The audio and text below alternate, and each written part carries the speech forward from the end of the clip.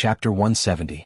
Although Edwin Van Cleef was young and had not yet crossed the line between youth and middle age of 30, as a steward of the Masons' Guild, his soul had suffered setbacks countless times, over and over again. This was not the first time Edwin had tasted the arrogance and stinginess of the nobles. Perhaps he had spent a lot of money on a priceless stone sculpture, but refused to pay the rest because a butler said, "His lordship does not like it." In reality, the rest of the money was pocketed by someone, and the stonemason who had paid for the expensive materials fell into bankruptcy. When a request from the nobles came again, there was no way to refuse. Work or be persecuted to death. King Lang was wise and great. He was like the sun giving light to the people. But there were places in the world where the sun could not shine, and the golden signboard of the nobles was the perfect prop. The nobles could wantonly exploit the people of the lower classes without paying any price. Edwin's extremely sensitive ears could still hear the voice coming from behind him. All citizens with valid tickets, listen up. Everyone is only allowed to bring no more than 10 pounds of personal belongings. Do not worry, everyone will be given enough bread and water every day from the time the ship sets sail to South Shore. In addition, the king has already prepared enough food for everyone in South Shore. Who did not have some beloved items? Limiting the amount of belongings they could bring was a helpless measure to transport more citizens. Everyone understood and understood. In this chaotic time of war, everyone was already very grateful to Duque and King Lang for such an excellent escape plan in the face of the crazy orcs. But when Edwin saw the personal belongings of the Navy officers being thrown out of the hold like trash, just to accommodate the hound favored by the nobles. When he saw that only the beautiful maids who were willing to be toyed with by the nobles could board the ship, and the old maids were heartlessly abandoned, crying their hearts out on the dock, Edwin Van Cleef still clenched his fists tightly, not even noticing that his nails dug deep into his palms and bled. The nobles were almost the masters of fate. Edwin had been pushed into the abyss of despair time and time again under the unreasonable manipulation of fate. That was until he met Duke Marcus, the miracle child who rose to the top of the kingdom's hierarchy with his astonishing talent, courage, and wisdom. He saw another clean stream in the kingdom other than Anduin Lothar. Unlike Lothar, he could be of use under Duque, and unknowingly, he had greater hopes for Duque. Would Duque finally grasp the power of Stormwind and sweep away the filthy aristocratic wind? He shouldn't be fantasizing, but Edwin couldn't help but wonder what would happen if Duque was in a high position. Edwin was still too young. His thoughts were practically written all over his face. Among Duque's subordinates, Makarov was never a talented fighter. However, as the leader of the mercenaries, the oldest Makarov had the most experience in dealing with people and observing their body language. Makarov saw through Edwin's thoughts in an instant. As he marveled at Duque's supernatural prophecy ability, Makarov moved his mouth close to Van Cleef's ear and spoke in a voice that only Van Cleef could hear. Master also said that fate will punish the weak, incompetent, and filthy. Edwin Van Cleef shuddered. Is Master Marcus hinting at something? He turned his head abruptly. Makarov, the old but shrewd count, had a "I didn't say anything" look on his face. Edwin suddenly had a feeling that Duque had prepared some sort of backup plan. Was he going to wipe out all the filthy and despicable nobles? What was he going to do? Was he going to act under the king's nose when the orcs were invading? After all, no matter how wise and great Clan was, he had never touched the interests of these nobles, let alone punish them. Everything Lang did was to improve the lives of the people outside of the traditional circle of interests of the nobles. But Master Duque, Edwin's mind was a mess.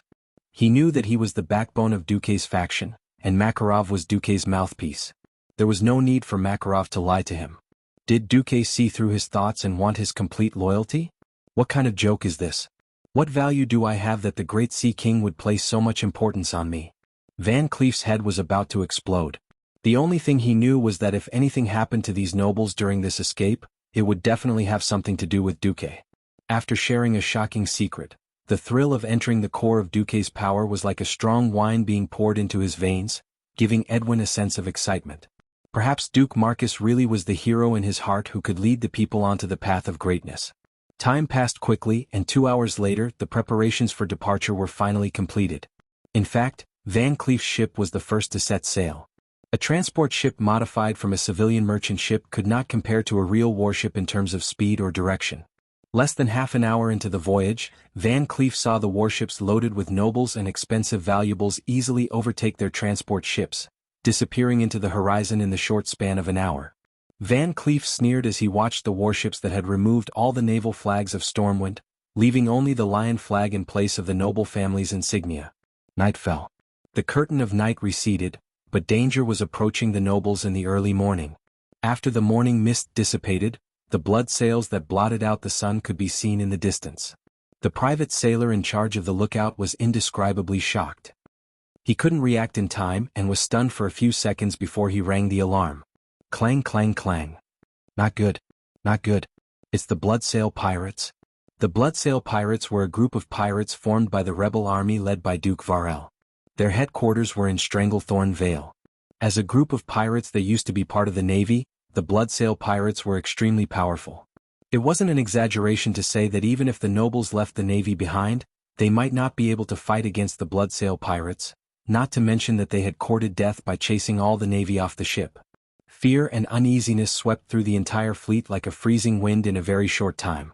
Countless nobles were awakened from their dreams by the alarm bell, and everyone's eyes were hazy. But after hearing the name of the Bloodsail Pirates, everyone's sleepiness was blown away. Impossible. This was the first reaction of all the nobles. Once they put on their clothes with the help of their maids and stepped out of the cabin onto the deck, their expressions froze in fear. Chapter 171. Impossible? This was the first reaction of the nobles. Oh no. This was their next thought. The long period of peace at sea had numbed them. They had even forgotten that there was such a thing as pirates. There were no pirates in Stormwind before because they were too poor. There were not many ships that occasionally arrived at Stormwind City. That kind of wealth could not attract large-scale pirates. What else was left in Stormwind City? What could a dozen fishing boats, which were not much bigger than a sampan, bring? As for Sea King Duque's Pearl Fleet, it was escorted by Naga. It was like a hedgehog and anyone who touched it would be stabbed. It was different now. Most of the nobles who fled from the Elven Forest to Stormwind City brought with them the wealth that their families had accumulated for thousands of years. In order to carry as much treasure as possible on the limited cabins, the brainless nobles even subconsciously ignored the existence of danger, and even the original navy on the ship were thrown off the ship. In order to escape from Stormwind City as soon as possible, they did not even wait for the slow civilian transport ships. Otherwise they could at least use them as bait to delay the Bloodsail Pirates. If this was on land, the nobles could more or less resist with their strong guards. Unfortunately, this was the sea. In all fairness, it was a miracle that most people who could not swim could exert 70% of their strength on a ship that was constantly shaking. Not to mention, the private sailors of the nobles were at most goods that ran merchant ships. This was really courting death. They could have courted death anywhere, but they just had to court death in a domain that they were unfamiliar with. Turn around and run. We'll be safe once we get back to the fleet. There are warships of Kultiras there. Duke Agath Ferens, who had rushed over after hearing the news, grabbed the captain's collar, his eyes bloodshot. Yes, anyone could die. The noble bloodline could not be severed on this damned sea. There were also warships of Kultiras helping the fleet. Although those warships were also full of civilians, the warships were operated by the strong soldiers of the Kingdom of Sea. If they had to die, they could die by the Kultiras. It's too late, the captain cried. We're carrying too much weight. We're already overloaded, we can't run fast. Turn around and run. Throw away the things. Throw away the heaviest gold. Only by staying alive could the clan continue. What's the use of gold if I'm dead? The old duke's silver hair and beard danced wildly in the wind, his crimson eyes showing a rare sense of rationality amidst the fear. As the sails changed direction, more than 10 huge Stormwind warships began to draw huge arcs of white waves on the surface of the sea. Unfortunately, because there was no unified command, some of them had full rudders on the left, while others had full rudders on the right. The direct result was that the two ships almost collided head-on. Both sides were flustered and managed to avoid the worst situation of the bow collision at the last moment. Even so, the collision of the sides and the decorations on the sides of the two ships that brushed past each other scared the wits out of them. For a time the scene was extremely chaotic. Trash. In the distant flagship of the Bloodsail Pirates, a voice rang out.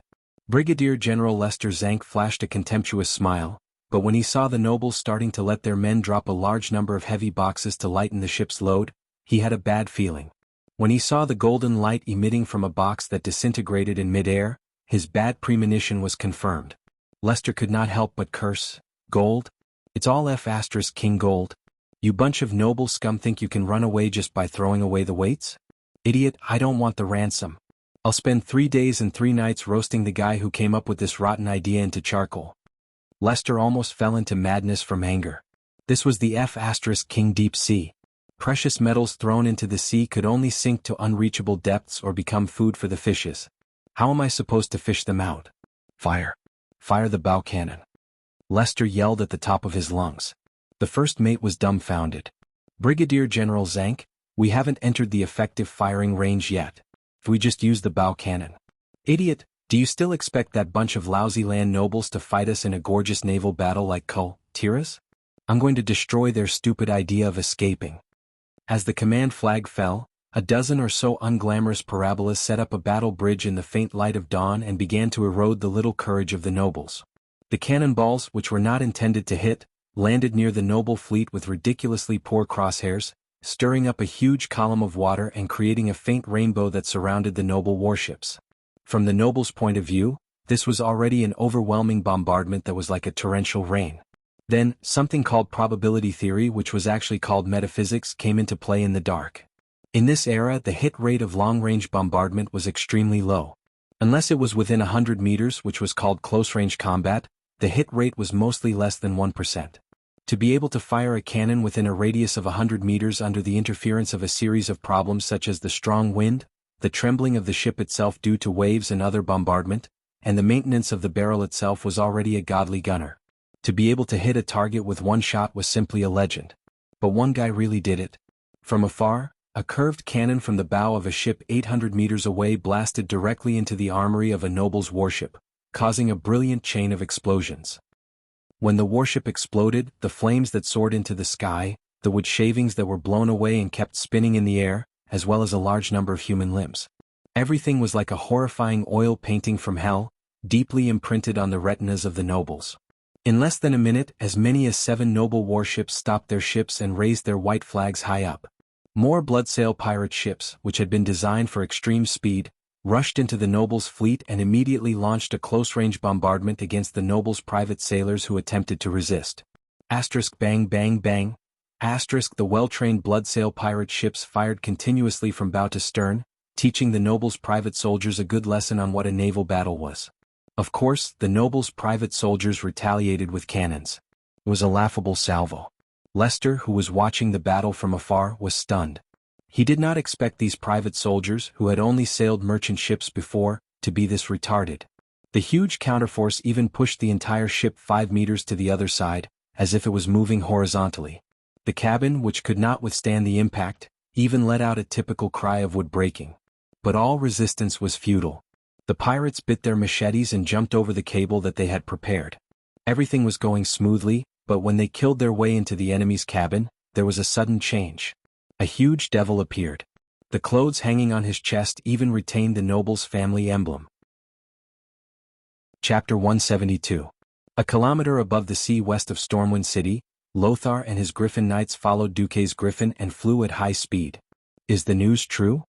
When my Naga sent me the news, I informed you and His Majesty Lang immediately. We have to hurry or we'll have to collect the corpses of those guys.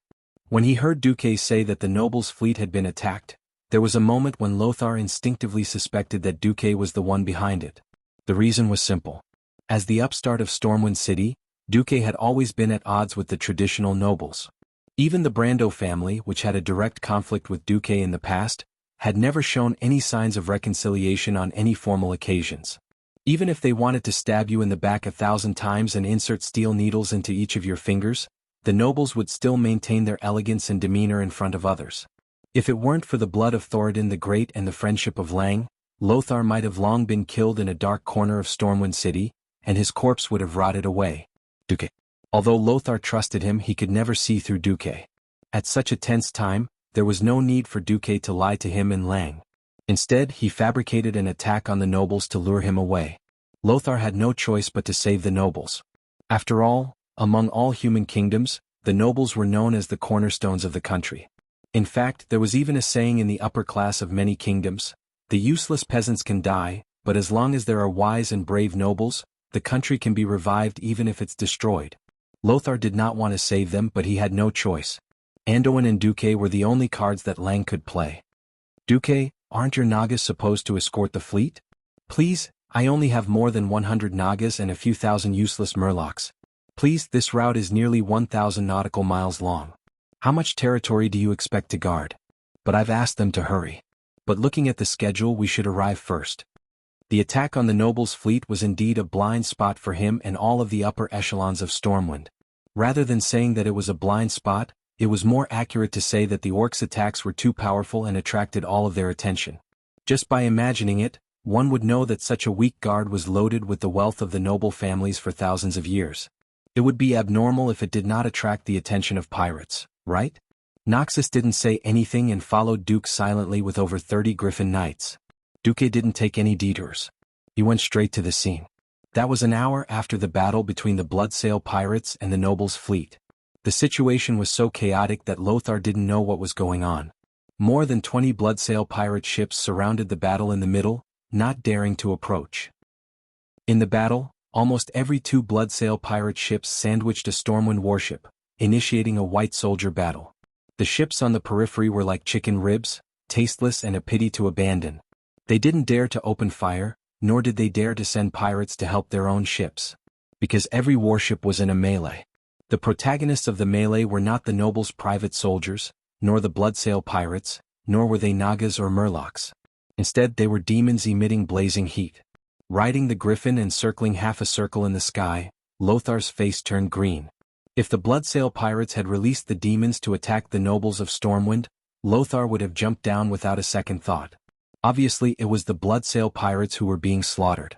The blue-skinned, burly demon guards were incomparably dazzling under the sunlight.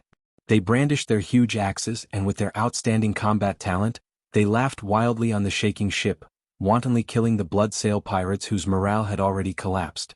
The scene was like a butcher with a bloodstained knife chasing a fat pig that had nowhere to run. The pig's death was only a matter of time. So, the demons were released by the nobles? However, seeing many of the nobles' private soldiers and corpses lying on the deck, Lothar knew that things were not that simple. At this moment, Duque could not help but sneer in his heart. That's right. He was the one who orchestrated this whole situation. He spent a full 3 months asking Makarov to secretly collect the opinions of the nobles in Stormwind and verify them one by one.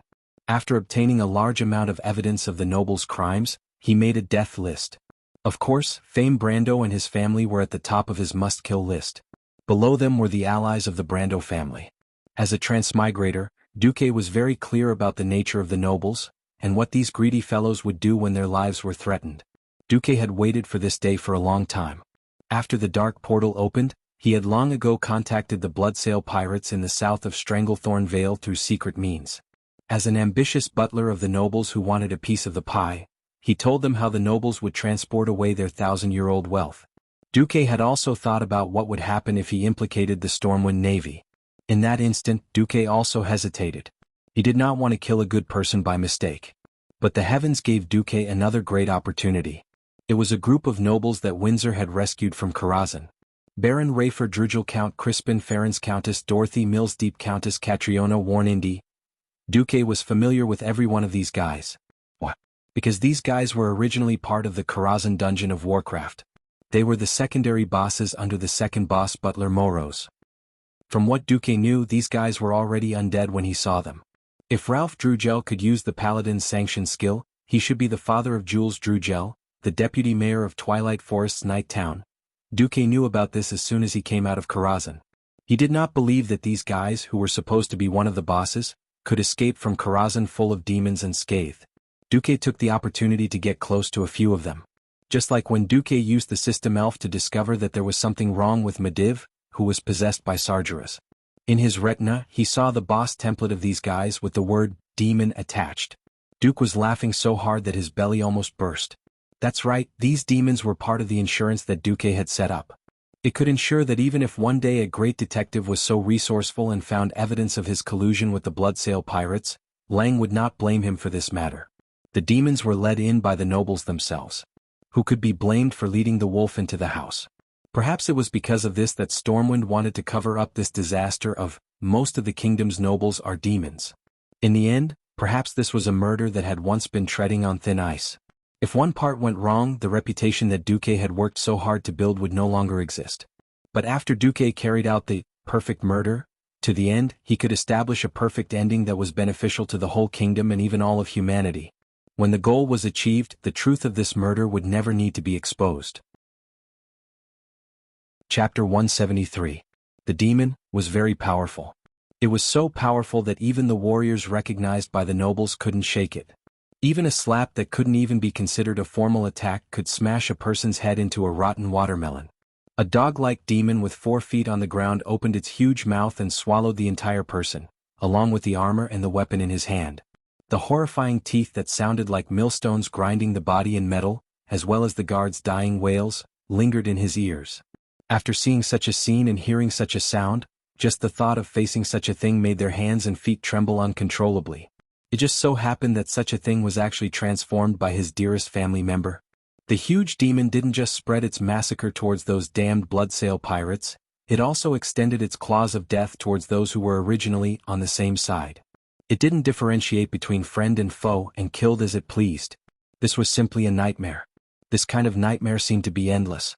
Resistance was meaningless, and all who resisted had been crushed to dregs. There was also no point in running because the 2 ships were only so big and there was nowhere to run. Every survivor was a pitiful wretch waiting in despair for the final judgment to come. At this moment, a shining holy existence descended from the sky. Looking up blankly, he recognized that it was the radiance of arcane power unique to mages. A powerful mage? Who could it be? After almost forcibly conscripting all the private mages of the nobles, Stormwind still suffered a crushing defeat in the Battle of Magic.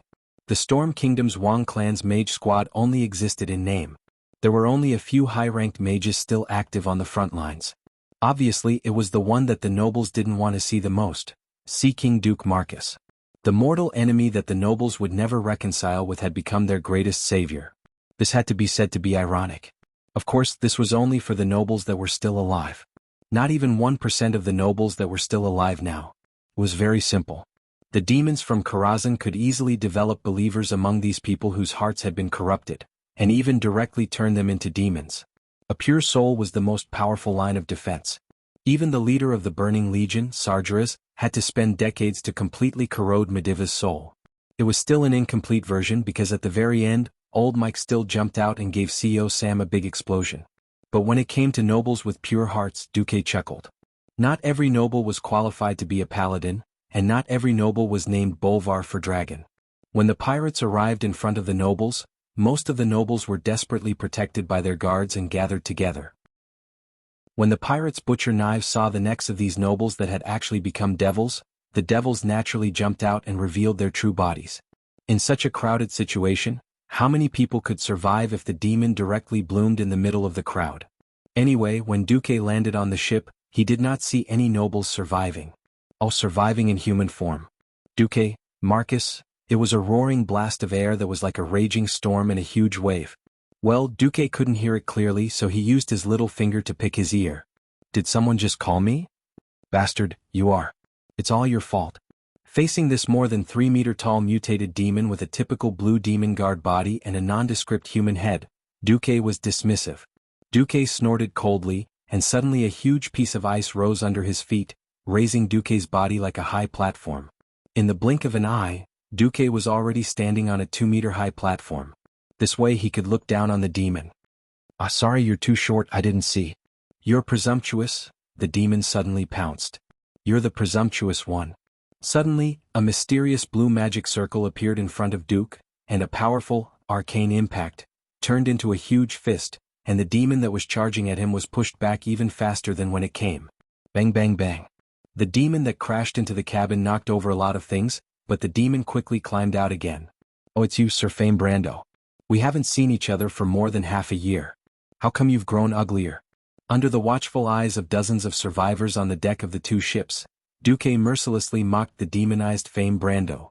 I'm going to peel off your skin and make it into a carpet. Fame roared and charged again. But this time he didn't charge recklessly. His 2 claws were glowing with a black light. Unfortunately, the gap was too big. Fame Brando, who had been driven out of the Storm Royal Magic Academy by Duque, had also missed the Dalajan recruitment last year. As a result, before becoming a demon, Sir Brando was still at the level of a magic apprentice. Demons were also divided into different levels. The more powerful in existence was the more powerful it would be after it became a demon. How strong could a guy like Fom, who had wasted half a year, be? Putting aside the fact that Duque was already a sky mage, even if Duque was still an earth mage, he could still easily beat him up. 12 hands of magic appeared and shot out arcane missiles. For Fom it was like a storm. Puff, puff, puff. Everyone was dumbfounded. In their eyes, that unparalleled, terrifying demon was nothing but a punching bag in Duque's hands. Every arcane missile could easily blast a muscle on Brando's arm or thigh into pieces. The number of bullets that flew past Brando's body was the same number of holes or gaps that appeared on his body. Less than 10 seconds, Brando had become a human stick. Oh no, a demon stick. His limbs were all broken, and there were terrifying holes the size of a human's fist on his body. Every hole was spewing out bluish-purple demon blood. Even so, Brando was still alive. Rolling on the ground in pain, wriggling his wounded body like a worm, Fame Brando could not stop laughing. Duque. In the end you're just as dirty as me. What saint who saved the world? What hero who fought against the orcs? Aren't you just like me, filled with vengeance and hatred? I despise hypocrites like you the most.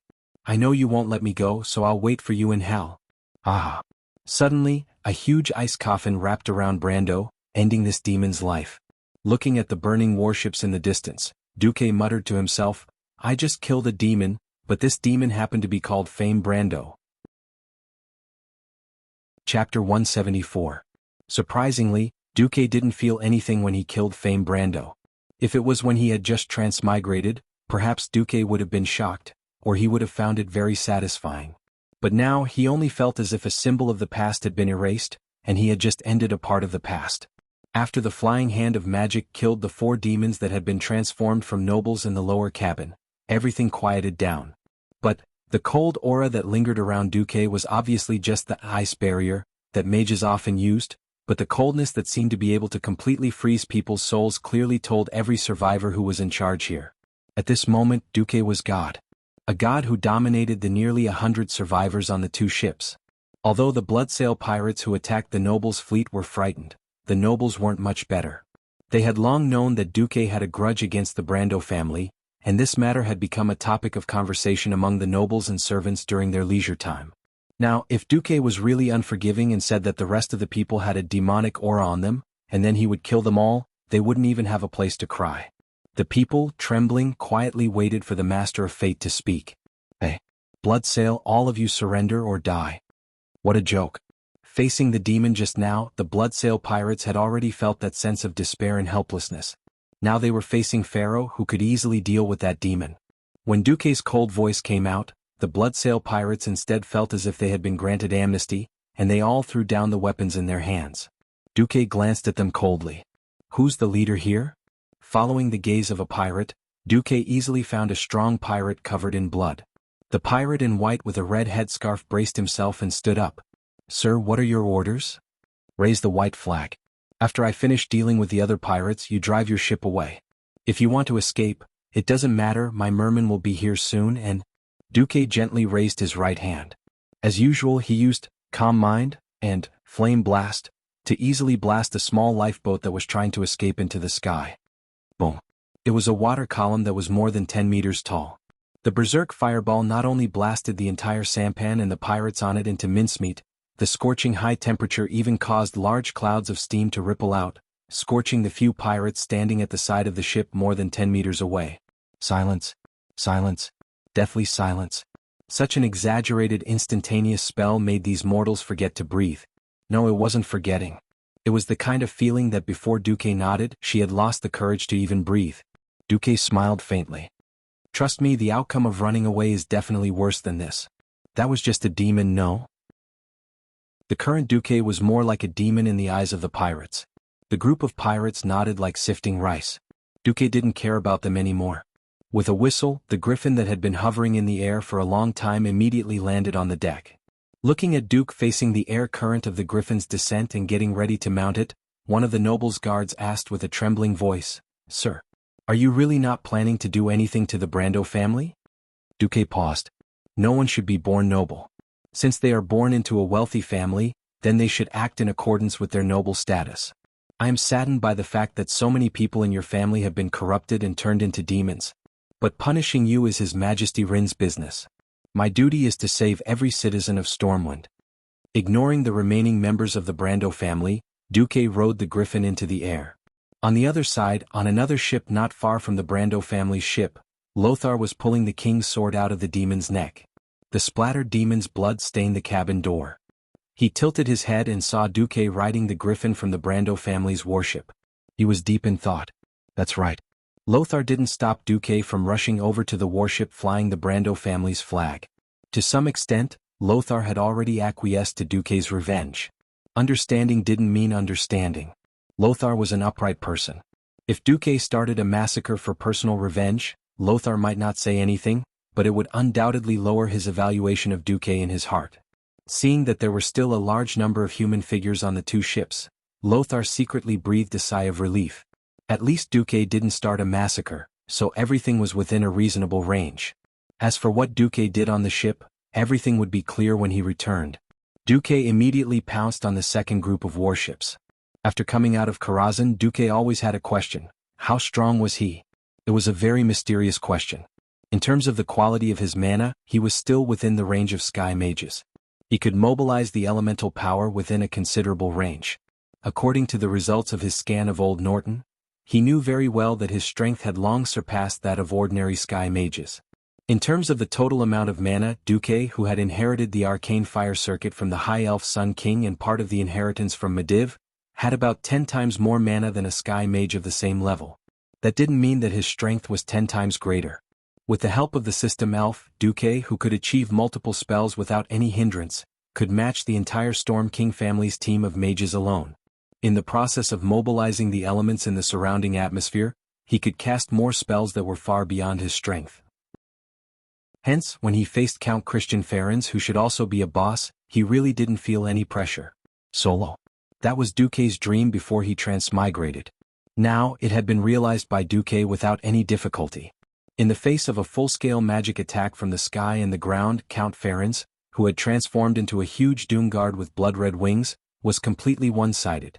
An arcane impact that turned into a huge fist punched the Count into the air, and then there was a continuous and accurate magic bombardment. Even though the demonized Count was only 1 meter above the deck, the terrible magic attack didn't hit the deck at all. In just 3 seconds, the demonized Count Christian Ferens was killed. Duque cleared the demons on the noble's warship at a very terrifying speed and subdued the Bloodsail pirates on it. When the Naga priestess Vara arrived half an hour later, everything was a foregone conclusion. Not only the Bloodsail pirates who were entangled in hand-to-hand combat, but even the warship that was trying to escape could not escape Duque's pursuit. An hour and a half later, the Bloodsail pirates that attacked the noble were completely annihilated, and the commander of the Bloodsail pirates, Brigadier General Lester Zank, was killed by Duque. All the ships were taken back by Stormwind. Chapter 175. On this day in August, fear and uneasiness lingered on the entire retreating fleet.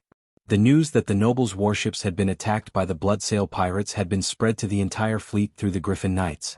Kurtiras, Commodore Cook, who was experienced in naval battles, had originally decided to let the entire fleet return. However, the messenger sent by Lothar insisted that Anduin and Duque could deal with the enemy's fleet, and that the Murlocs led by Naga had already rushed over. After some hesitation, Cook decided to maintain 3/4 of the sail, and deliberately split the fleet into two. The fleet of Kurtiras, which had a certain amount of combat power, would lead the way, while the transport ships at the back would still have a chance to escape if they saw that something was wrong. 3 hours later, a large number of Bloodsail pirates appeared on the horizon. The strange scarlet almost made the lookouts subconsciously ring the alarm bells. In fact, a young lookout really did so. However, Kurtiras, who had foreseen the danger, arranged for double the number of lookouts, and another more experienced lookout stopped the young man. "Wait, look at the flag on it." After seeing it clearly, all the lookouts were dumbfounded. "Captain, I suggest that you come and see this." Yes, it was indeed the warships of the Bloodsail pirates. The navy of Kurtiras, who were of the same lineage, would recognize those ships even if they were reduced to ashes. In order to maintain the flexibility of the ship in all winds, it had a single horizontal sail and 3 triangular sails. The ship's sides were specially raised for boarding battles, and a removable wooden outer deck was installed for cannonade battles. Everything was clearly telling the navy of Kurtiras that this was indeed an old adversary. However, the golden lion flag of Stormwind hanging on the main mast was telling the world that this was already the property of Stormwind. The eyes of the navy of Kurtiras were burning with passion. Before becoming the Bloodsail Pirates, the leader of the Bloodsail Pirates, Duke Fairville, had spent a lot of money to build the best warships in the whole of Kurtiras. In terms of quality alone, it was even above the main fleet of Admiral Dalen Proudmoore. The only difference was that the total number of ships that Duke Fairville had taken away was relatively small. There were only 12 large merchant ships and 24 warships. After modification and upgrading, these 36 ships were definitely the main force of the Bloodsail Pirates. Now that a total of 12 battleships had been taken away by the Stormwind, it would be strange if the people of Kurtiras were not envious. If they didn't know that Stormwind Kingdom was about to fall, they would have suspected that Stormwind Kingdom was going to threaten their position as the overlord of the sea. Not only that, but the standard of the newly built small warships was also quite good. In addition to the ships that the nobles had taken away, what appeared in front of the people of Kurtiras was a huge fleet composed of 70 warships of various sizes. If it weren't for the fact that they could see through the binoculars that the Naga and the Murlocs were escorting the Bloodsail Pirates to do their work, the people of Kurtiras might have gone mad with jealousy. Brigadier General Cook put down his binoculars and muttered to himself, "Damn it, if we didn't have a stronger green skin to deal with, I would definitely suggest the General suppress Stormwind when I get back."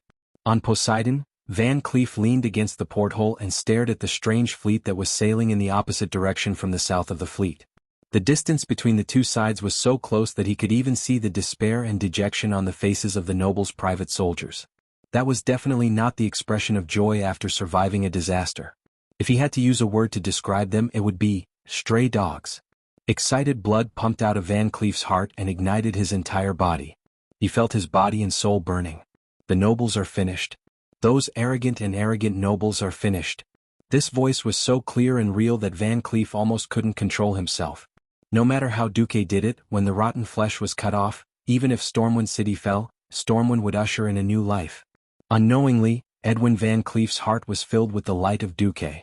It was a fanaticism that made him offer everything of himself, including his loyalty, his life, his soul, and even his most beloved daughter, Vanessa. Late at night, Van Cleef couldn't calm down for a long time. Of course, he wasn't the only one who couldn't calm down. King Lang read the report 3 times, but after reading it, he was still stunned for a full minute and couldn't speak. This report was too shocking. It wasn't just him, all the high-ranking nobles in Stormwind City were silent. Among the evacuated nobles, 1/10 of them were demons.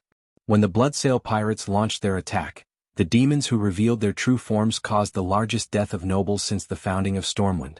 Of the 387 titled nobles, only 32 survived and all of them were injured. 7 families were forever exterminated, and the remaining 13 families were also sparsely populated. Half of the surviving nobles were minors. Most of them were seriously frightened. This wasn't a fabricated report by someone or some force. The testimony of more than 800 survivors was almost unanimous.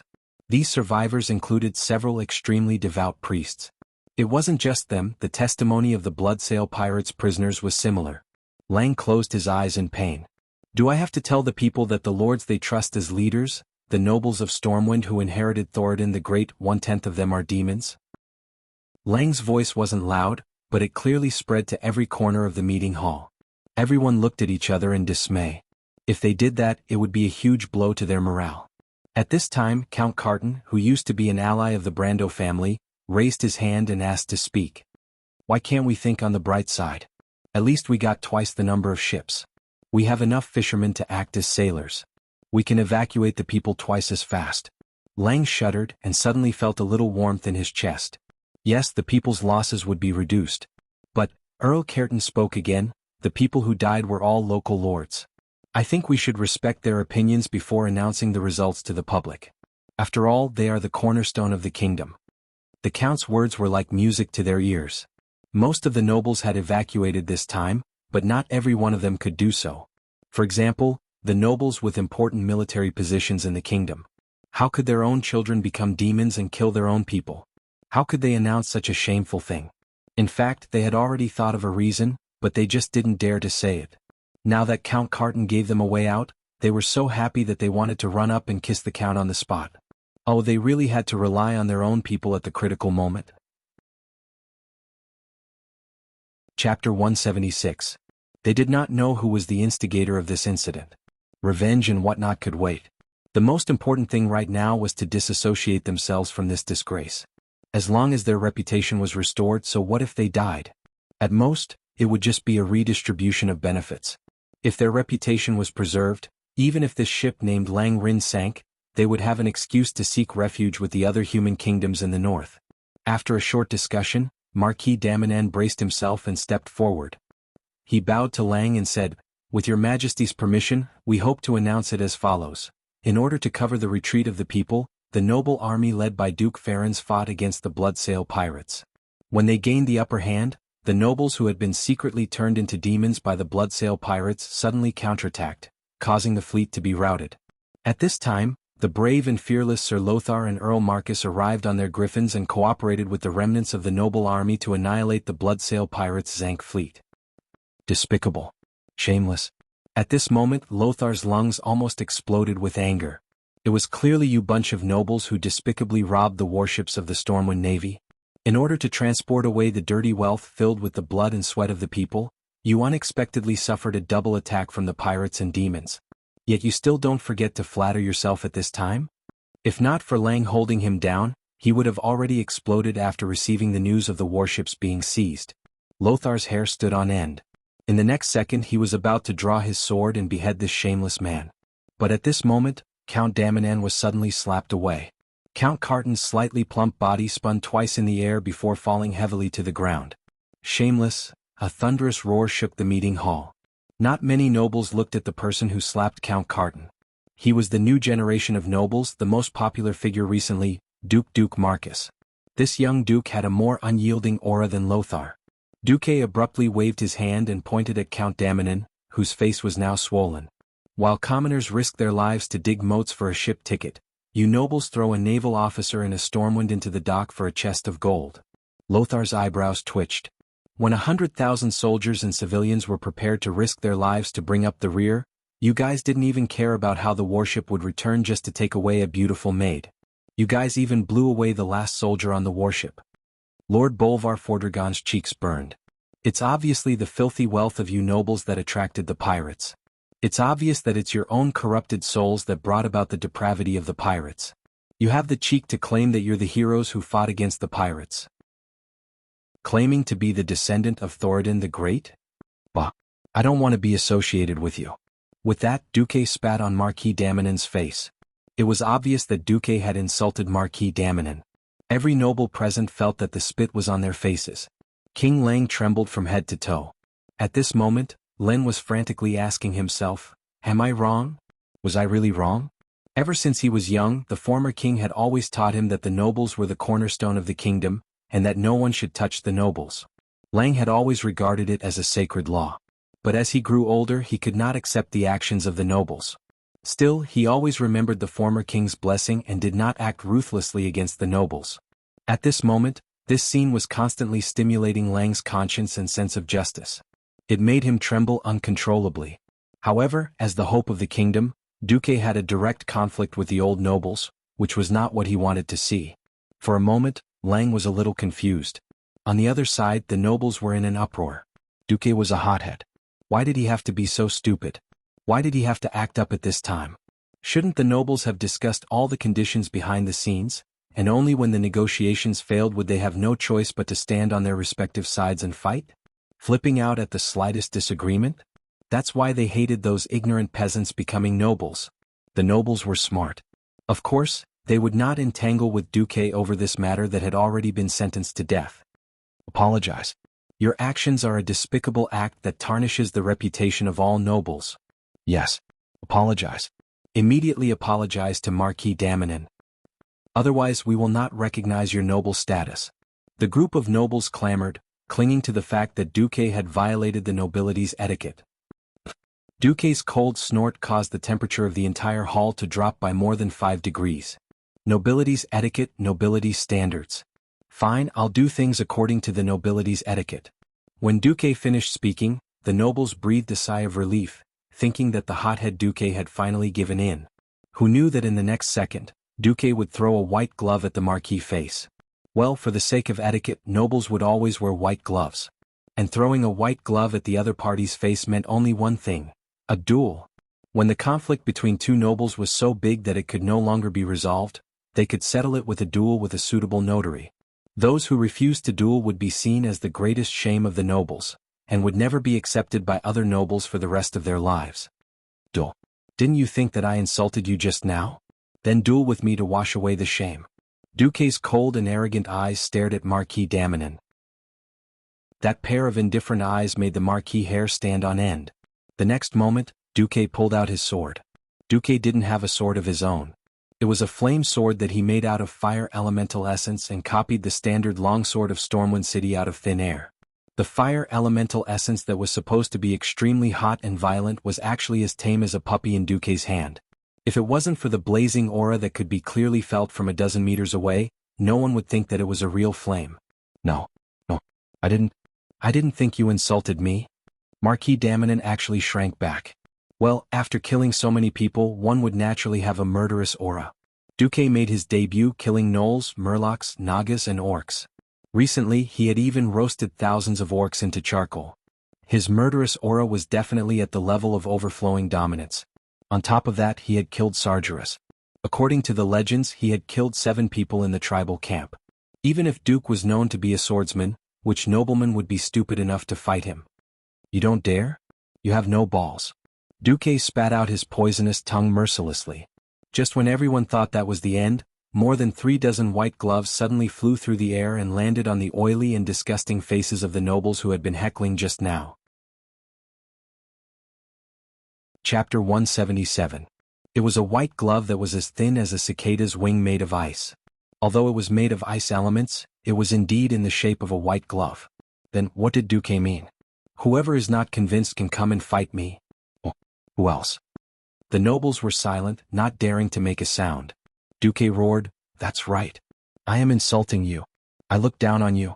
If the nobles are indifferent, selfish, greedy for life, afraid of death, disregard the law, corrupt and arrogant, then the nobles, I don't want to be an earl anymore."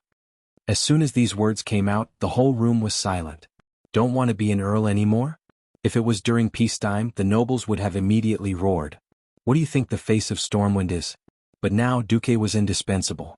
Almost all the sailors and fishermen were Duque's people. Duque, who had snatched back the warship, had his reputation in the navy soar. There was also the Naga and the Murlocs, whose strength was unknown. Countless people now only remembered Sea King Duque, who had saved everyone's lives, Duque, who had risked his life to kill the orc camp and burn hundreds of thousands of orcs, and Duque, who had risked his life to kill the Devil King for the survival of mankind.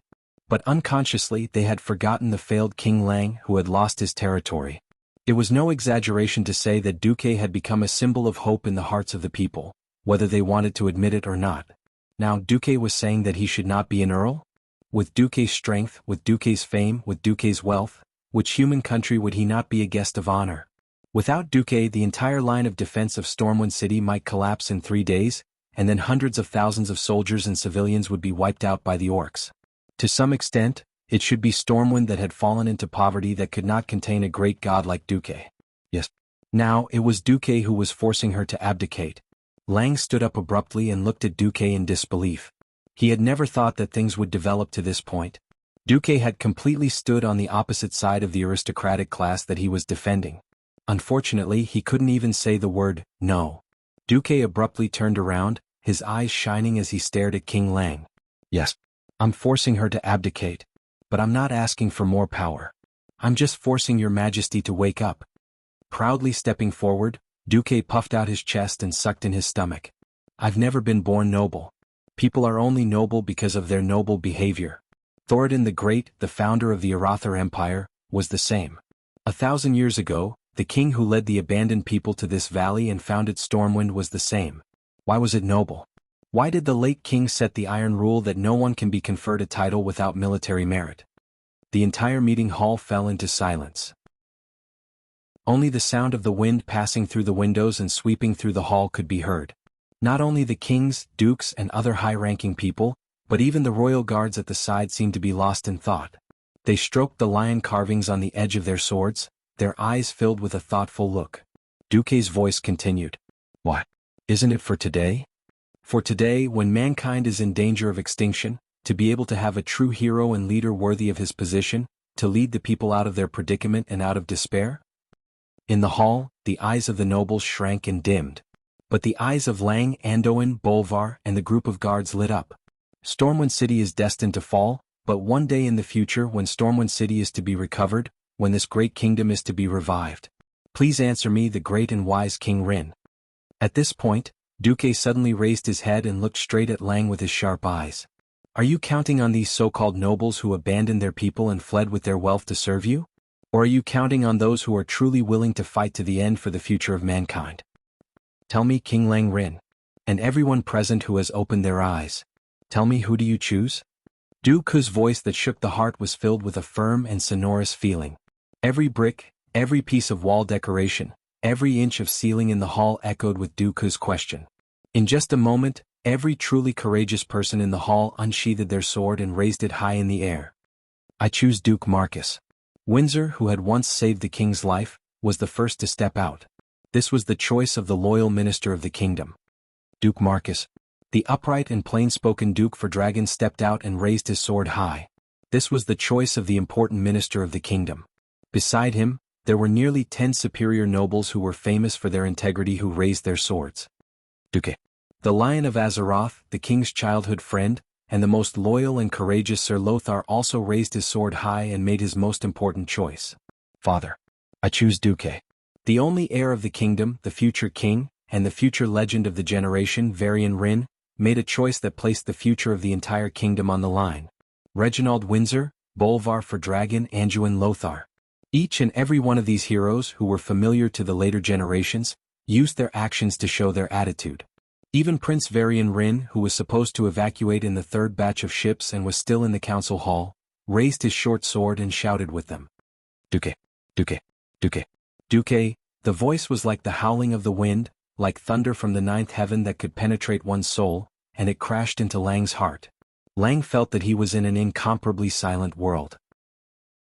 There was nothing in the world, only his own heart was shouting strongly. The voice that was becoming clearer and more precise came from himself, from his ancestors, and from the heroes who had sacrificed their lives for the survival and reproduction of mankind. Countless voices converged into a unique force, pushing him to make a choice at the crossroads of fate. Scorching hot blood rumbled as it flowed out from his heart, spreading to his 4 limbs, to his 5 viscera and 6 bowels, to every corner of his body, agitated and surging. Standing at the crossroads, his eyes seemed to see the future for a moment. To the left, he seemed to see the Stormwind, who trusted the corrupt nobles, completely destroyed in the flames. To the right, he seemed to see the destroyed Stormwind City being reborn from the flames with the help of Duque, Anduin, and other loyal and capable ministers. Yes, he might not be able to see the end of this heroic epic. The new era must belong to the next generation.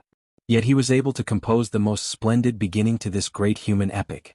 For a moment, Clan was so shocked that he could not control himself. He pulled out the king's sword and raised it above his head. His gaze seemed to penetrate the fog of fate. Lang made up his mind. Chapter 178. The loyal and brave generals of Stormwind raised the swords in their hands. They could feel the passion in the eyes of their most beloved king. Unknowingly, their breathing and their hearts had synchronized with the king's. It was an inexplicable throbbing of their hearts. One by one they entered a mysterious state of trance. It was as if they had traveled through time and space to see thousands of years ago, when their ancestors set up the first stone tablet in this strange and lush valley, declaring this place to be called Stormwind City. They seemed to see their ancestors cutting through thorns and thorns, seeing colorful insects fleeing from the grass under their feet, and seeing this land become a paradise for humans.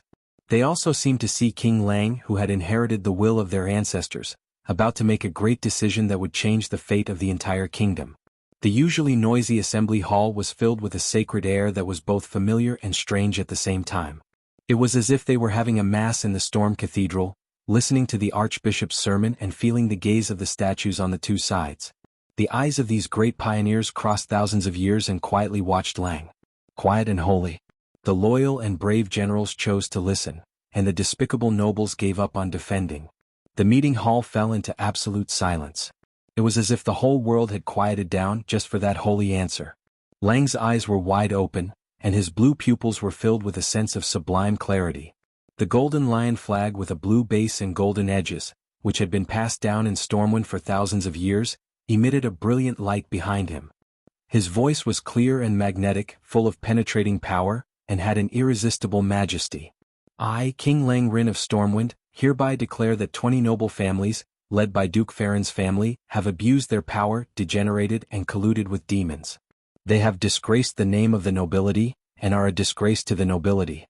The names of all 20 noble families are hereby abolished, and all remaining noble children are demoted to commoners. The property they have obtained through improper means will be distributed to the meritorious soldiers in this battle as an example.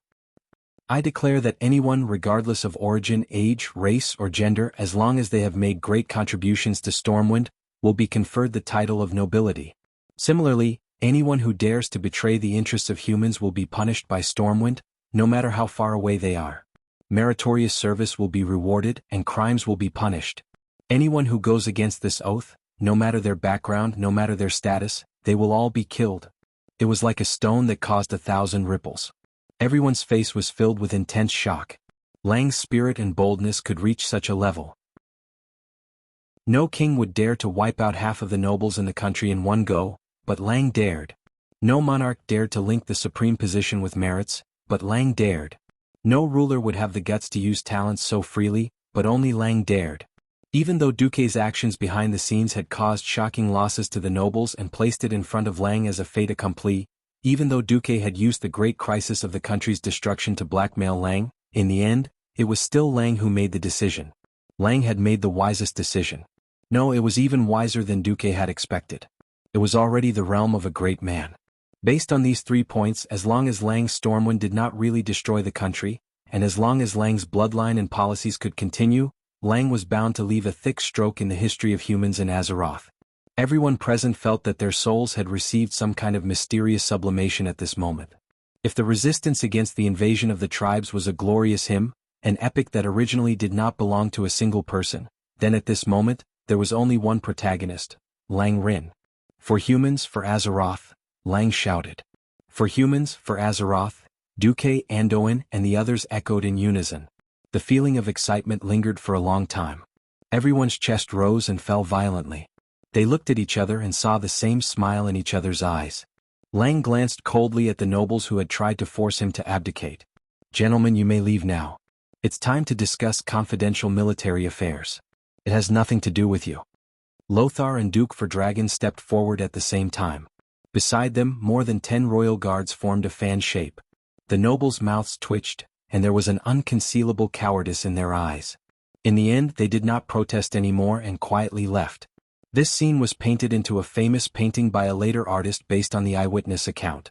It was auctioned off for a sky-high price of 3 million gold coins. The title of the painting was The End of the Decaying Era. After the nobles left, the huge meeting hall seemed empty. Lang and the others immediately moved to a smaller, more private meeting room. Including the guards, there were no more than 20 people in the meeting room. But these people would become the core of Stormwind's power. If Stormwind could survive, Bolvar was firmly on Duque's side just now. But now he was the first to speak up.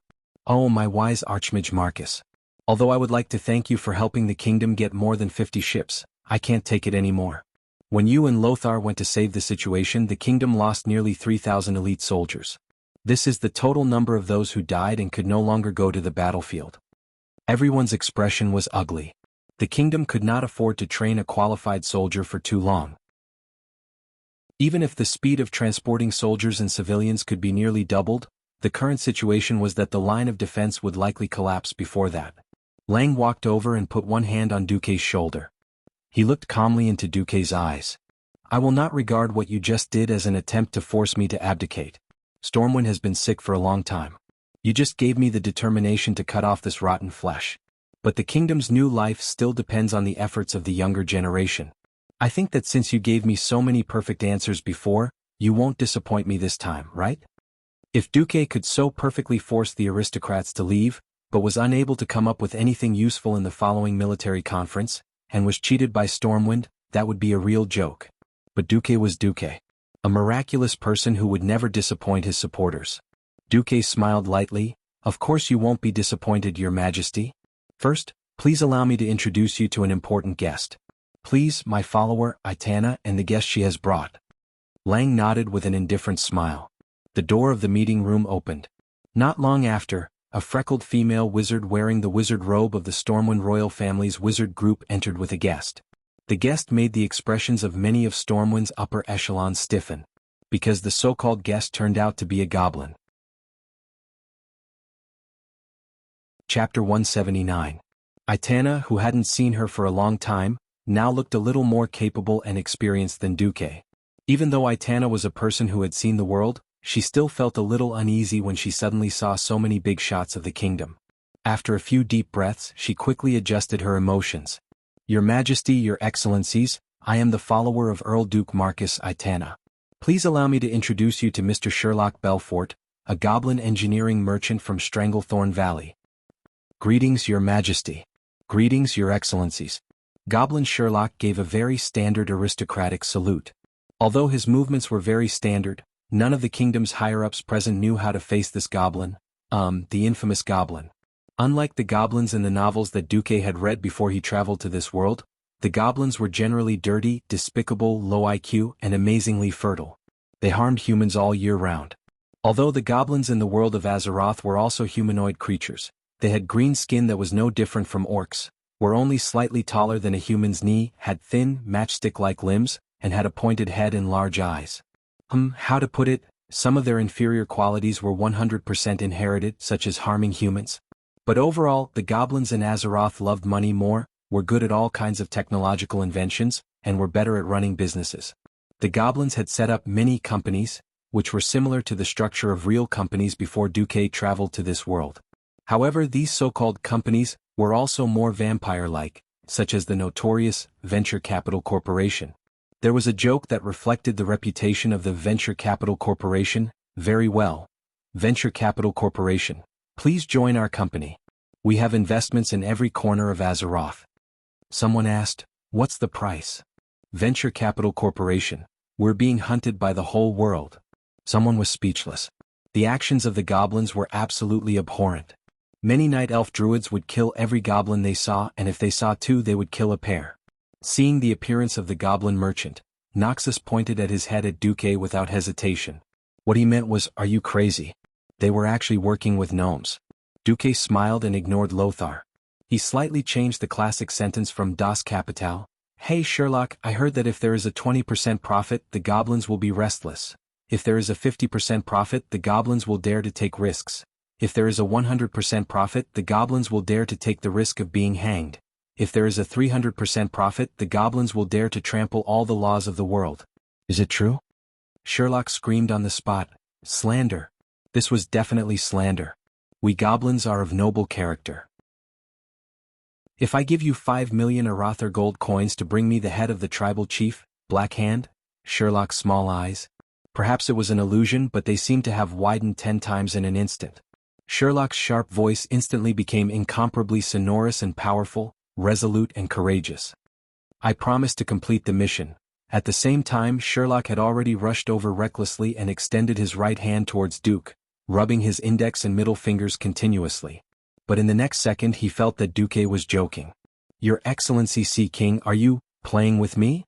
No, I am just proving to His Majesty the Storm King that you have supreme courage in the face of money. Be it Lang, Anduin or Bolvar, they all looked as if they were having a hard time holding back their laughter. You. Sherlock still wanted to flip out. Duque's words were like a bucket of cold water poured over Sherlock's head. Don't think that I don't know the strength of your so-called suicide squad. It might be possible for you to kill a tribe chief of 10. Great chief? If I really gave you the deposit, you would only send a group of cannon fodder to their deaths, and then run away with the highest deposit you could negotiate. Sherlock Belfort's face instantly turned pale. He lowered his head and stammered, we goblins are all trustworthy and pay attention to business ethics. How could we do such a thing? As he spoke, under Duque's piercing gaze, Sherlock became more and more guilty. His pair of feet also moved towards the door unintentionally. Unexpectedly, a pair of magician's hands suddenly appeared behind Sherlock and lifted the short goblin in front of Duque. I have no interest in the integrity of the goblins. The only thing I am interested in is the engineering craftsman in your venture capital company. What do you want? Has Itana already told you? His life was in the hands of this terrifying mage. Sherlock nodded his head like an aggrieved little wife. All right, I want to add another condition. If everything explodes before it is thrown out, for every person on our side that is injured, I will take the life of one of your relatives, cut off one of your fingers and deduct 100 boxes of money. Sherlock was indifferent to the previous conditions, but when Duque said 100 boxes of money for each damaged item, Sherlock suddenly made a sound like a pig being slaughtered. He bared his fangs and brandished his claws. No goblin will accept such conditions. Don't even think about it. Duque sneered. What if I increase the price by 10% and double the quantity? 30% higher. Sherlock immediately calmed down and bargained. Nonsense, don't think I don't know what you are using. Heavy rock could be made into high explosive, iron ingot, and silk, and it would be done. With such low cost, you still dare to charge me 30% more? Sherlock was dumbfounded. Then, like a general who had defeated a general, he finally nodded. All right, 10% is 10%.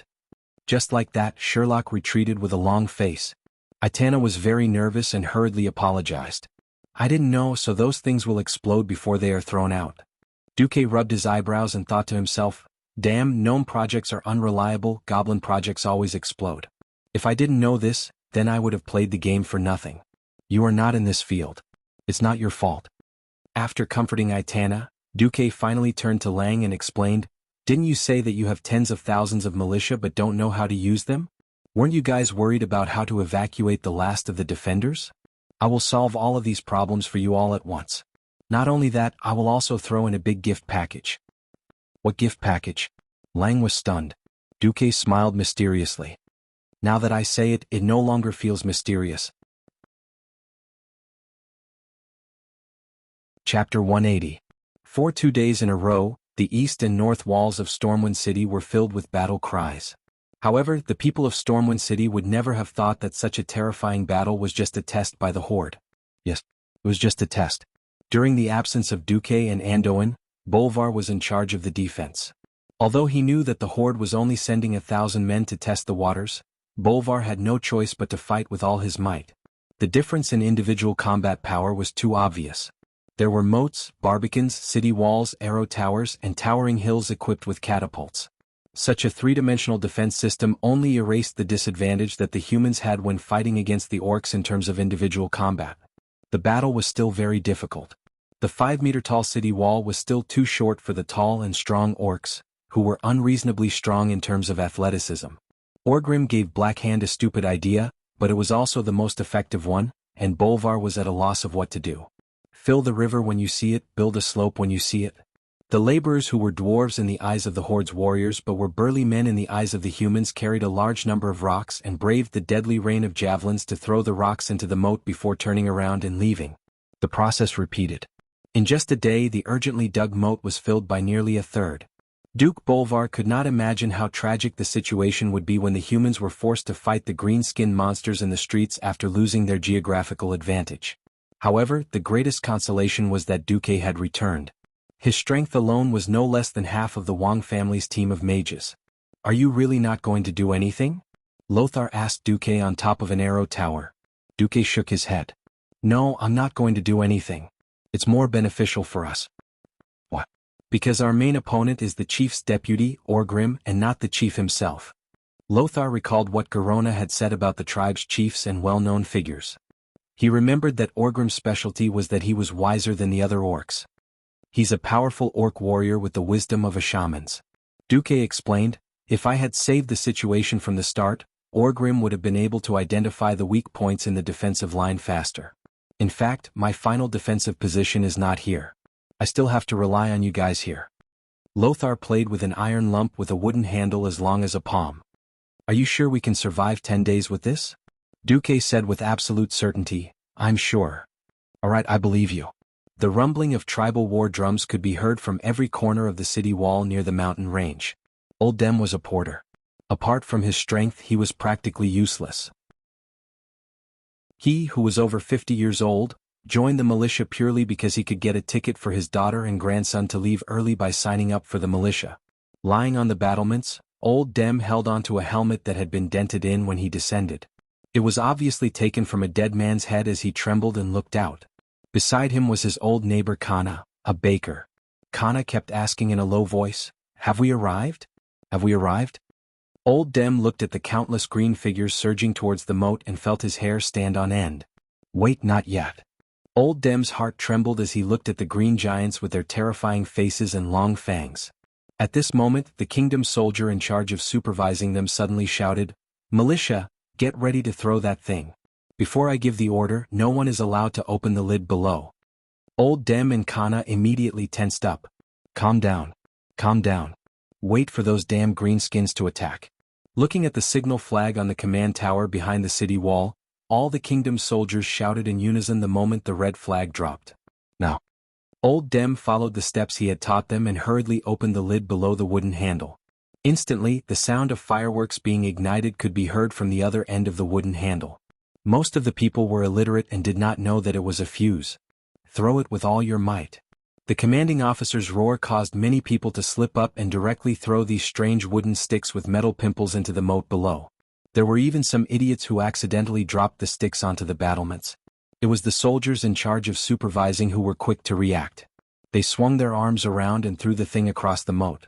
A few seconds later, when the terrifying green dwarfs carried the boulders and ran to the moat, the green dwarfs suddenly stopped. Boom, boom, boom. A series of continuous explosions stunned both the humans and the orcs. This moment was worthy of commemoration. Because this was the first time in the history of Azeroth that a firearm had appeared. Even though it was an unreliable product of the goblins, the metal grenade was a killing weapon that would forever be recorded in the history books. What dodging? What resisting? In the face of such firearms that transcended the era, the struggles of the orc laborers seemed to be meaningless. The orc laborers could only watch as their comrades were annihilated. Boom, boom, boom. The continuous explosions were accompanied by the flying pieces of metal due to the explosion of the high explosives. This caused a terrible second injury to the laborers, who were only wearing thin clothes and even had their upper bodies bare. Even 10 meters away from the explosion range, some of the laborers had their throats slit by the flying shrapnel and died. The first batch of metal grenades not only took the lives of all the orc laborers by the riverbank in an instant, some of the grenades that fell into the water also exploded into the sky. In the face of such a terrifying and incomprehensible scene, the orc laborers began to waver. They abandoned their duties and forgot that there was a supervising team not far behind them. They threw down the rocks that should have fallen into the moat and turned to run. However, most of them did not run far before they were killed by the orc supervising team as if they were chopping vegetables. What is that? Orgrim cried out in shock. Let the second wave go. Great Chieftain Blackhand did not care. The second wave of laborers screamed and cried as they were forced to go forward by the orc soldiers with machetes and axes. However, the green formation once again collapsed after another batch of strange lumps of wood was suddenly thrown down from the city wall. The laborers broke down even earlier than their comrades who had died earlier. Almost as soon as the explosion sounded, the last batch of them started to run back. To escape the death that the supervising team brought upon them, they even waved the huge rocks in their hands in an attempt to resist. Of course, they were all cut down in pools of blood without exception. What the hell is that? Orgrim roared. Chapter 181. Through the telescope, Anduin and Bolvar watched the bloody battlefield and the orc laborers who were groaning in pain as they walked towards death. Anduin and Bolvar were tongue-tied. Damn it, these goblins make me feel like I've wasted my years of martial arts training. Anduin smacked his lips, seemingly thirsty from unease. Duque, how many did you order? I want more of these iron skin grenades. Bolvar was even more direct, demanding an exorbitant price right from the start. Duque smiled without saying a word as he handed over a price list.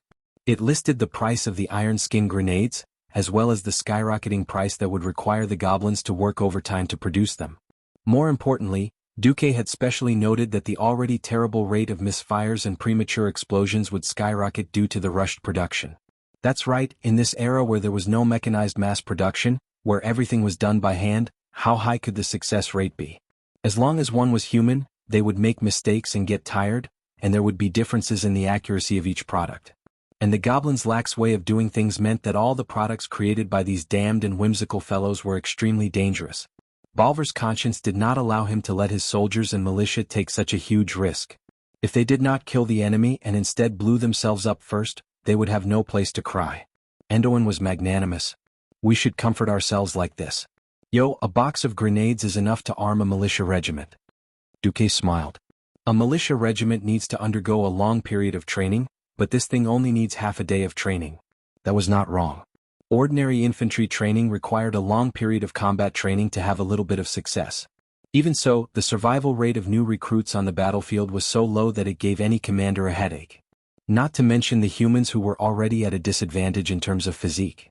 The strength, speed, and agility of the human recruits were probably similar to the orcs' cannon fodder laborers. There was a considerable gap between them and the official orc warriors. Moreover, the opponents were not ordinary orc soldiers. After fighting for so long, any human commander with a brain would know that they were the elites of the Blackrock clan, a powerful orc clan. Although that was what he said, he still had a toothache. Bolvar sucked in a breath of cold air. I feel like you're throwing away His Majesty's gold coins. Duque shrugged. War is about money. Anduin pursed his lips. I've realized for a long time that your way of thinking is completely different from ours. I sometimes wonder if you're from Azeroth. Duque was non-committal. What should Duque say? Say I'm a transmigrator? That would really be laughable. The archers, who had long been determined to be useless against the orcs, were once again used to deal with the orcs. Archers also had a fatal weakness. Once it was night time, the power of an archer would be greatly reduced even if they used area shooting. The appearance of the iron skin grenade greatly enriched the strategies and tactics of the human side. After all, an archer needed to aim properly, and a grenade would explode everywhere. As time passed, the orcs also discovered the drawbacks of the iron skin grenades. These metal lumps that made loud noises were a great threat to the orc laborers. However, to the real orc warriors, especially those who wore more armor, it was not a fatal injury. It was difficult for the shrapnel from the explosion to penetrate the muscles of the tall orc warriors. As long as the vital parts were not hit, most of them would only suffer superficial wounds. Under Orgrim's suggestion, the great chief Black Hand agreed to better arm the orc warriors who were attacking the city walls. Hence, in the next few days, Lothar saw a large number of orc warriors using cowhide, metal pieces, and even the armor of the dead human warriors to make a temporary armor. With the orcs' protection, the iron skin grenades, which were originally relatively lethal, were reduced by half. They became less lethal weapons. Lothar asked Duque, "Do those damned green-skinned dwarves have anything more powerful?" Duque silently handed over the price of the high-explosive bomb, which required a large amount of thorium to make and was recommended by the profiteer Sherlock. Lothar was stunned for a full 10 seconds before he finally said, "The weather is really good today." Yes, it was noon with high temperatures and a thunderstorm. Thanks to the thunderstorm, all the bowstrings almost lost their elasticity due to the humidity. It was a tug of war. However, the scales of victory still tipped towards the orcs. When Orgrim had the orc laborers wear thick leather armor or thick clothes, he restarted the plan to fill up the river. Lothar knew that something was wrong.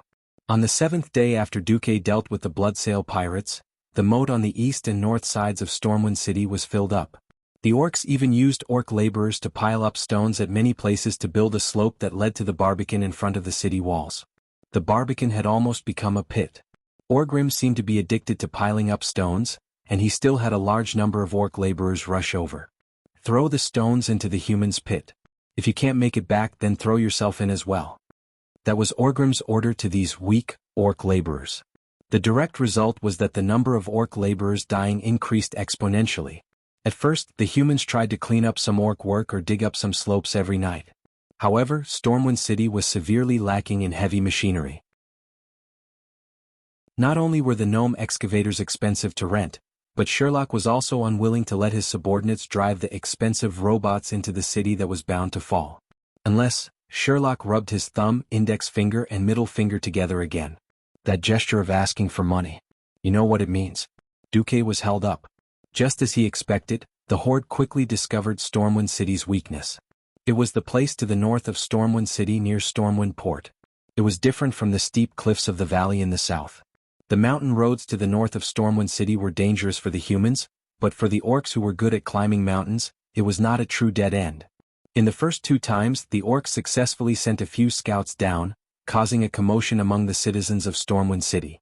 After that, King Lang decisively let Duque, who was the strongest fighter in Stormwind City, guard the mountain peak. This prevented the orcs from attacking from that direction. The sea, on the other hand, was the domain of Kurtalas and Duke. Even though they could transport more than 10,000 people per day, the situation was still going downhill.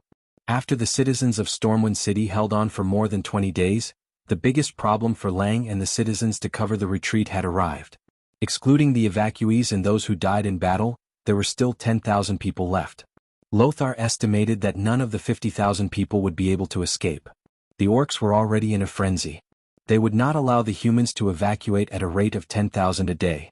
Stormwind Port, which was their lifeline, did not have a fulcrum like Stormwind Fortress. What should they do? Chapter 182. Over at the Horde, Orgrim was troubled as well. This was because there was a very important fulcrum in his plan that he couldn't break through. The fulcrum was Garona, the female beastman that Orgrim had caught by accident, but she had a tough backbone that exceeded Orgrim's expectations. Perhaps it had something to do with Garona growing up as a slave. She had an unimaginable tolerance for pain. The straightforward beastmen weren't good at interrogations. All of their interrogation methods were based on simple violence. If Orgrim wanted to get the location of the Shadow Council from Garona, he couldn't really kill her. However, not only was Garona incredibly tough, there seemed to be a mysterious power in her body. Once Garona's life force dropped to a certain level, it would wrap around her. Even if Orgrim used Hammer of Destruction, he wouldn't be able to break it. When this mysterious orc's life force and stamina recovered to a certain level, Garona would become a captive once again. This situation was driving Orgrim crazy. He was indeed eager to overthrow the great chief Blackhand to avenge his good friend Durotan. Unfortunately, he couldn't capture the Shadow Council or Ghoul, Dan. Even if he defeated the great chief, he would still be treating the symptoms and not the root of the problem. Once the Shadow Council, hiding in the dark like a poisonous snake, made Orgrim's scalp go numb just thinking about the mysterious power of the curse. The only good news was that the humans couldn't hold on much longer.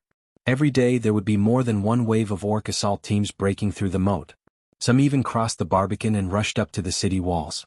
If it wasn't for the elite emergency forces that the humans had formed to suppress the orcs' attacks with a large number of long-range attacks, the city walls might have already been breached. Orgrim was still conflicted. Stormwind was the first large foreign kingdom they encountered after crossing the portal. Conquering its capital was definitely a great honor. If this honor was accomplished by the current Great Chief Blackhand, then even if Orgrim succeeded in the challenge, most of the orcs in the Horde would still remember the former Great Chief's good deeds. Even if he achieved even more glorious victories in the future, the simple-minded orcs would still think that he stole Blackhand's achievements and continued to follow Blackhand's path of victory. Just thinking about it made him feel like he was suffocating. As the great chieftain of the future generation, Orgrim's greatest strength aside from his insane combat ability was his intellect. He was one of the rare great chieftains among the orcs who had foresight and were so cold that they were almost utilitarian. When he didn't have absolute control over everything, he would choose to be patient. However, on the 25th day of the siege, Orgrim sensed that the humans' combat power had reached a critical point. You said that there are no more than 100,000 humans in Stormwind City? Orgrim had a complicated reaction to the scout's report. Yes, when the situation is calm, humans can evacuate about 10,000 people a day. However, there have been a few days of strong winds and heavy rain recently, and the retreat of the humans has almost come to a halt, the scout leader reported. Orgrim felt his heart ache. If the humans didn't have so many tricks up their sleeves and only relied on the low city wall, the tribe would be able to breach the city in 2 or 3 days. At that time, hundreds of thousands of soldiers and civilians were captured. Not less than 100,000. The tribe wouldn't have to sacrifice more than 20,000 warriors and 70,000 orc laborers during this period of time. Thinking about this, Orgrim felt his heart ache. At the beginning, the humans didn't have any power to fight back, but now they were able to attack and defend, causing the tribe's losses to increase. Even if the simple-minded people in the tribe still thought that the humans were useless, Orgrim knew that if they let too many of them escape, the tribe would have to pay twice the price to wipe them out in the future. He couldn't wait any longer. No matter what price he had to pay, he had to destroy the enemy's rearguard here. If he couldn't truly destroy the humans' combat power, this battle-hardened army would become the tribe's biggest problem in the future. Thinking about this, Orgrim no longer hesitated. He wanted to advise the great chieftain to launch an all-out attack tonight. At the same time in Stormwind Keep, the few people who held the fate of the Stormwind Kingdom gathered together. Duque said softly, "The Horde's all-out attack will be tonight." Lang suddenly looked up. "Are you sure?" "I purposely let the Horde scouts pass through my defensive line to observe Stormwind Port." Duque's casual words gave people a strong feeling that everything was under Duque's control. Noxus took a deep breath. Indeed, the last 50,000 is the minimum number of troops needed to defend Stormwind City. Bolvar suddenly looked up at Duque, then at Lang. Your Majesty, I strongly suggest that you leave with the last batch of ships tonight. You are the king of Stormwind. You. Enough, Bolvar. King Lang suddenly stopped the loyal Bolvar. Since Duque said that he had the confidence to send us away at the last moment, what else do we have to hesitate about? I can't accept running away like a coward, abandoning my people who trusted me. If you want to ensure that Stormwind has a king, Varian has already been sent to South Shore. These words were already very harsh, almost cutting to the heart. Bolvar had almost risked his life to speak, but his words were undoubtedly a vote of no confidence in Duque, who had been so slow in coming up with the final plan. My apologies, Duque. Bolvar is just... Lang scolded Bolvar and immediately turned to apologize to Duque. No, this is my problem. I should not have used His Majesty as a part of the plan. No, Duque, you did nothing wrong. You have already explained to me the risks that I will face. At worst, I, the King of Bereavement, will die for my country. No, it should be said that if this plan does not succeed, I would rather die for my country. I do not have the face to beg those fellows for charity like a stray dog. Lang suddenly raised his head, looking straight at Bolvar and the other most loyal subjects. Everyone could see the will to die in Lang's eyes. Wise and great, these had always been Lang's labels. But very few people had thought that Lang would rather die than submit, and would be so unyielding. Perhaps many people would think that losing to the powerful orcs was not such a shameful thing, but they neglected the feelings of a king who was determined to achieve great things, but had to give up his own capital and the 1,000-year foundation of his ancestors. Duque also sighed. In history, because Lang was assassinated, Stormwind City fell, and Lothar was forced to go into exile with the little Prince Varian. Now, history had changed slightly, but the strength of the orcs had not changed. If not for Duque, perhaps Lang would still have died here. Alright, as long as you all listen to me, I can guarantee that even if Stormwind City falls, we will still be able to bite off a piece of meat from those green-skinned monsters. Chapter 183. For those who had never experienced a war, any description of a war would be feeble and hollow. Once, Duque naively thought that he could save everybody, but Lothar modified Duque's plan slightly. It was a magic image that was almost a video. There were no signs of life on the scorched land. Thick pillars of smoke that reached the sky were everywhere. The once prosperous fields had been abandoned, and the end of the horizon was full of dilapidated houses. The streets were littered with corpses. There were strong farmers, skinny old men, pregnant women with big bellies, and children less than 10 years old. Most of them had been decapitated, and their blood had already begun to dry up and turn black, proving how miserable and tragic the scene was at that time. Duque seemed to have heard the screams, howls, and cries that lingered in the village at that moment. Regardless of age, gender, or ability to fight, everybody had obviously been dragged to the square in the village for a unified massacre. It was a genocide to exterminate the entire human race. A game would always be a game. No matter from which angle it was described, it was not enough to describe the unforgettable impact on the soul. Lothar walked over and patted Duque's shoulder. Your plan is great, but you're still too young. Duque's mouth was half open and half closed as if he wanted to argue, but in the end the words became, at least let me go with you to see off the soldiers. Briefly stunned, Lothar stared into Duque's eyes and said only one word, okay. The sun had already set, and the moon was hazy in the sky, as if it were morning for Stormwind City that had stood for 1,000 years but was about to fall. A large number of troops gathered in the open space outside of Stormwind Fortress. 10,000 soldiers stood solemnly in the shadow of Stormwind Fortress in a silent, enormous square formation. On the continuous city walls between the districts of Stormwind City, torches had already been lit.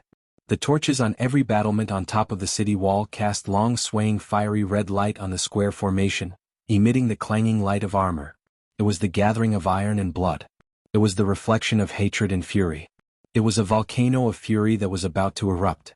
The daring team had been assembled and silently waited for the order to attack. If one looked closely, they would notice that most of the members of the suicide squad were injured. Or light or heavy. Some of the more serious ones even had their arms broken. Some of the more serious ones even had their intestines sticking out of their bodies, and they were merely holding them in their hands. The continuous battles had drained the spiritual power of all the priests in the city. They had used up all their medical supplies 10 days ago. If these people were left alone with the backward medical standards of this era, most of them would die. But even if he died, he had to die with value. Suddenly, a clear command sounded. His Majesty Rin has arrived. Salute. With a series of clattering sounds, 10,000 people stood at attention at the same time. Their injuries had obviously affected them. Under normal conditions, the elite soldiers under Lothar's guidance would definitely be in sync and orderly, as if they were a single person. Duque, who was following behind Lang, Andoin, and Bolvar, suddenly felt a lump in his throat. Lang, in his golden armor, stood at the entrance of Storm's stronghold. His facial muscles twitched. Anduin Lothar stood beside the king. His loud voice, which was like the roar of a lion, spread throughout the entire army. Warriors of the kingdom. His Majesty Rin has come personally to send you off, warriors. Silence. Nearly 10,000 people once again stood at attention and put their feet together. Walking down the slope, Lang, Duque, and the others slowly walked past the front of the formation. What kind of faces were they? There was no vigor, no vitality. Every face was filled with the paleness of walking towards death.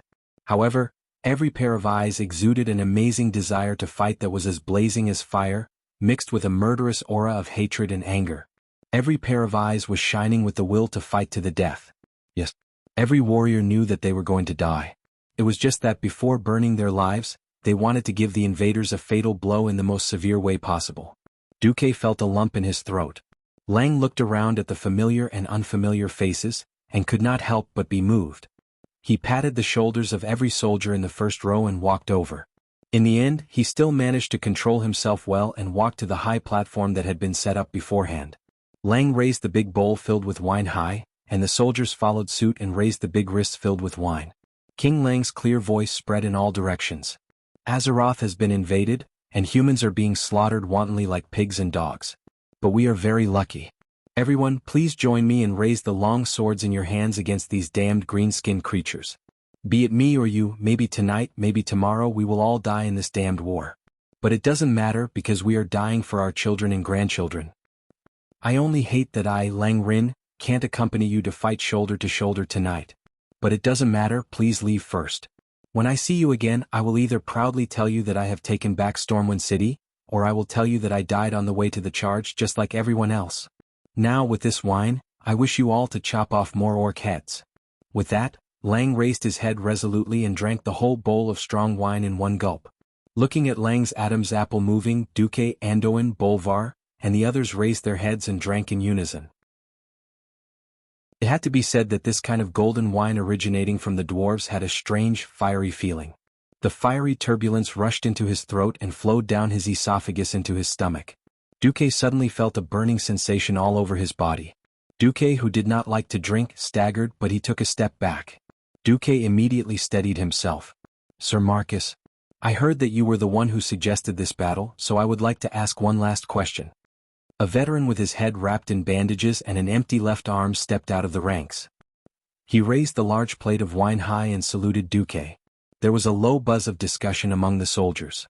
Duque took a step forward, his mouth still spewing the strong smell of wine, but his mind was very clear. You ask, I will answer. The veteran grinned. It was a mouth with teeth stained with dirt. I am a rough man. I do not understand magic, nor do I understand any plants. I only know that my wife and children have died in this battle, so I have nothing to worry about. I just want to ask you. Tonight, how many orc lives can my death be exchanged for?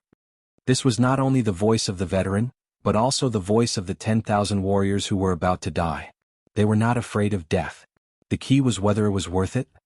Duke's body trembled and he roared, 1 for 10. And I will use the head of the orc chief to lay the foundation for the heroic souls of our brothers. The veteran laughed proudly. Ah! I originally thought that killing 1 would be enough, and killing 2 would be a profit. I did not expect that I could go to hell while looking at the head of the tribe's chief. Ah! Even if I die, I am willing. He resolutely drank the wine in the large bowl in his hand, and with a crisp crack, he smashed the large plate into pieces. Behind him, 10,000 soldiers sat in the same position, and the sound of plates smashing could be heard. With tears in his eyes, Lang raised his hand. Set off. Chapter 184. The soldiers' heroic spirit soared to the sky, and they roared thunderously in a deep voice, Your Majesty, we will make a move first.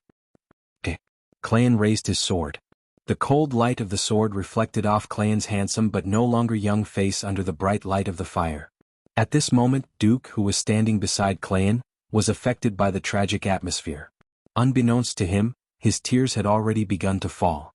An hour later, the Horde's war drums sounded as if they had agreed. The boorish roars of the Horde's warriors came from the east and north of the mountain range again. Dozens of goblins' special flares shot into the air and chased away the darkness. The Horde's attacking troops could be seen clearly. Not only were the smooth mountain paths filled with muscular Blackrock warriors, but there were also countless thick ropes hanging down from the steep mountain walls, and the burly figures of the orcs could be seen clearly. It was a real green tide. The sound of crossbows kept coming from the city wall. But the orcs continued to crazily rush towards the city wall despite the barrage of crossbow cannons and falling rocks. An orc's helmet and head were smashed into pieces by a rock, and his burly body fell down. He quickly became a stepping stone for the next orc, and he continued to rush up the city wall along the slope of rocks. An orc's chest was pierced by a javelin, but he still endured the feeling of his life slipping away and threw his battle axe at a human warrior on the city wall. Fierce battles were taking place in every corner of the entire eastern and northern city walls. The final battle had begun. The orcs were attacking Stormwind City, a golden lion that was riddled with scars. But even though it was weak, even though it was no match for the orcs, this lion still opened its sharp claws and gave the invaders the fiercest revenge. Not far away, Orgrim held his famous Hammer of Destruction, and stood there in a daze. He saw the humans launch a brave and desperate counterattack against the orcs on the top of the city wall. Then they were once again drowned by the orcs' green tide. Orgrim squinted his eyes and he felt a bad omen. It was said that humans had 7 kingdoms, and those dwarves who were only as tall as their knees also had a kingdom. It was also said that there were also some thin and weak elves. If every kingdom resisted as fiercely as this Stormwind, how many of the warriors of the tribes would be able to return alive after repeated battles before conquering the world? Weak humans are nothing but prey with a little brain. They are no match for the warriors of the tribe. Not far from Orgrim, the great chief Black pointed at the city walls that had fallen into the hands of the Horde and laughed loudly. Orgrim felt that something was wrong. Compared to the human elites he had fought a few days ago, these humans were clearly already injured before they charged at him, even though they seemed to be in a frenzied state of morale. Orgrim even ran to one of the watchtowers and was shocked to find that many of the dead soldiers had broken legs. Jumping off the arrow tower, Orgrim found Black Hand. "Great Chieftain, something's not right. The human elites aren't here." Black Hand raised his hardened black hand and pointed in all directions. There were roars and roars everywhere, and the sounds of fighting could be heard everywhere. Obviously, the weak humans are still putting up a resistance. Even if Orgrim didn't want to admit it, it was true. The sounds of fighting could not lie. At this time an outpost rushed back to report. Reporting to Great Chief, the human defenders are retreating to the west port. But every block of the human city has walls and moats, and the resistance is very fierce. Stupid humans. Black Hand clutched his stomach and laughed. Orgrim saw from the light of the fire that the humans had turned almost every big house in the city into a stronghold. They had built barricades and ditches at every street entrance, forming small camps. Looking at the fierce resistance, it seemed like they were going to fight the Horde in the streets. Fighting in the streets? Seeing this, Orgrim couldn't help but sneer. In the past, the Draenei had the help of the Shining Light, Holy Light, and excellent weapons, but the Draenei still couldn't defend Shotrath City. In urban warfare, where individual strength was the most important, Orgrim didn't think that any race could win against the warriors of the Horde. Black Hand laughed maniacally. If the human cities had more defenses like the outer city walls, and they used all their forces to defend the city walls, then the Horde might have to pay more sacrifices. But these weak humans are stupid. They actually want to fight in the streets, This time it wasn't just Orgrim, all the chieftains around Black Hand laughed along with him.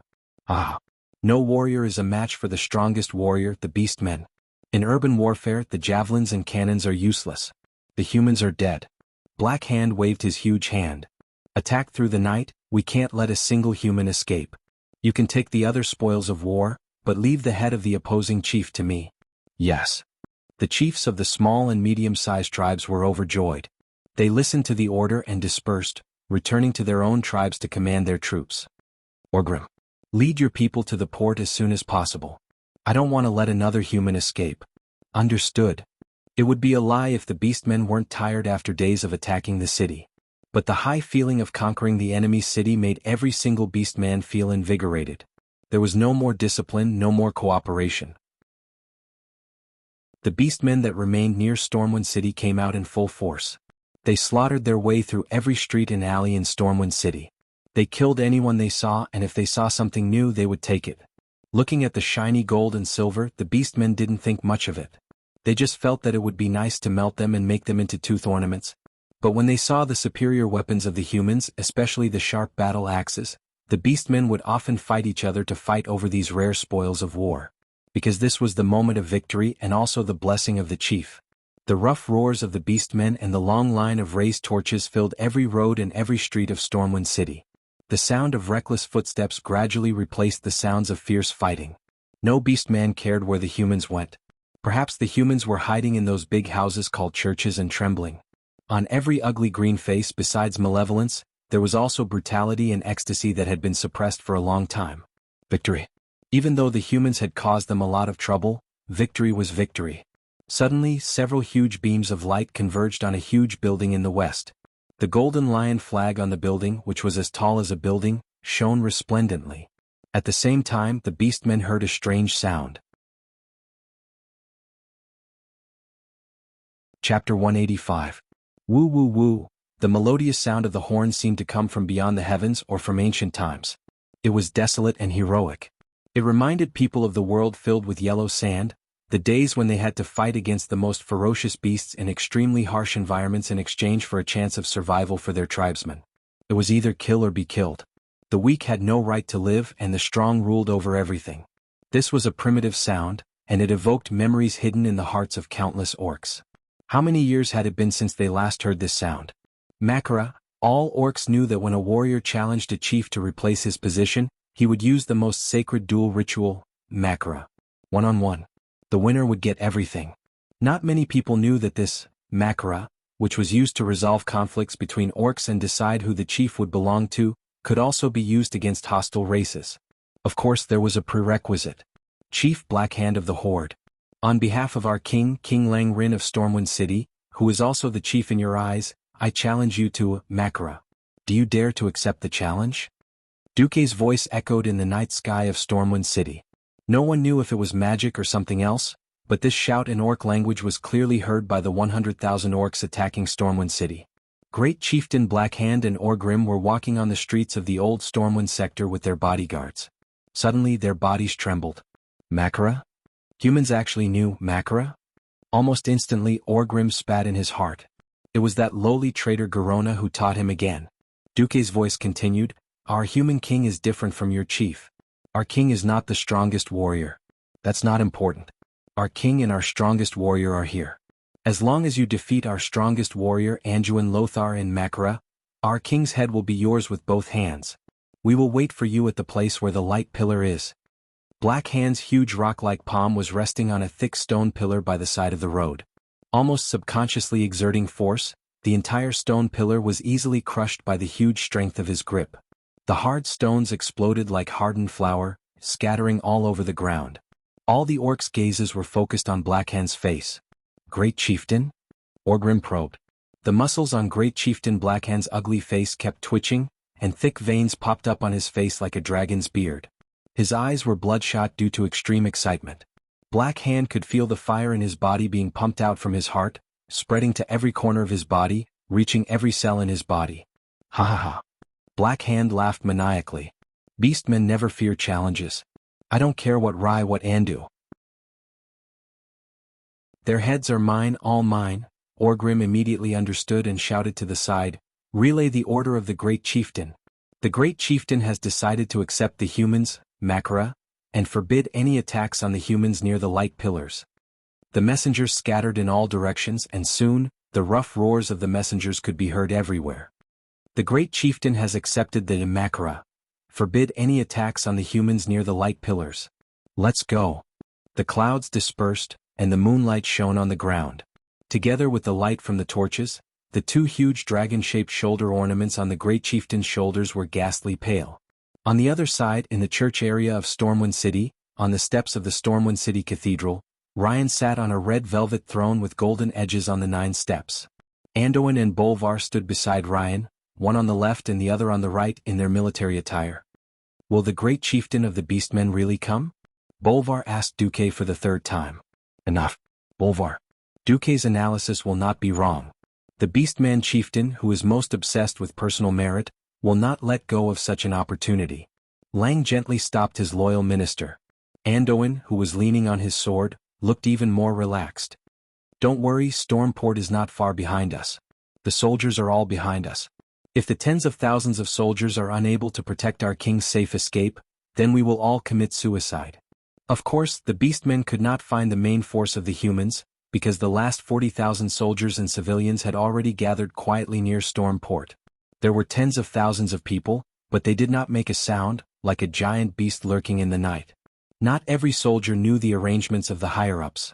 They were only informed that there would be special means to arrange for their evacuation. As for what special means, no one knew. Many people stared at the large pile of hay at the port in a daze. The last ship had left in the afternoon.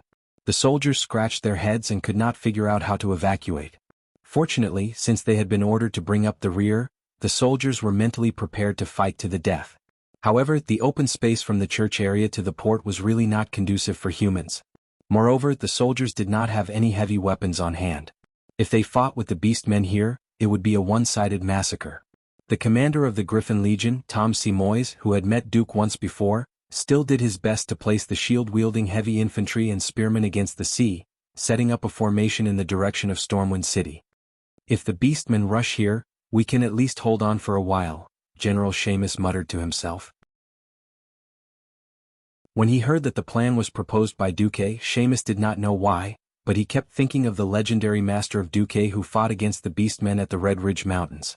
That kind of spirit of 1 against 10,000, of taking the head of the enemy's general amidst thousands of men and horses, still deeply shocked his heart. Woo-woo, a long horn sounded in the east of Storm City. Lang, Anduin, and Bolvar all looked up at Duque at the same time. A faint smile appeared at the corner of Duque's mouth. Chief Blackhand has accepted your challenge. Lothar. A smile also appeared on Lothar's enchanting face. He and Lang looked at each other. Lang nodded heavily. Go, Anduin. My life and the future of Stormwind are in your hands. Lothar bowed deeply and then turned to Duque. Sometimes I really admire you. You have mastered the Orc language and their customs in such a short time. I have learned from Ga, that assassin, for so long, but I only know a few words in the Orc language. Duque smiled mischievously. I found a large number of Orc books in Karazhan. I have read a lot, I will not lie to you. There were no books about Orcs in Karazhan at all. Duque was completely lying. Lothar did not know. All right, I will rely on you for the translation later.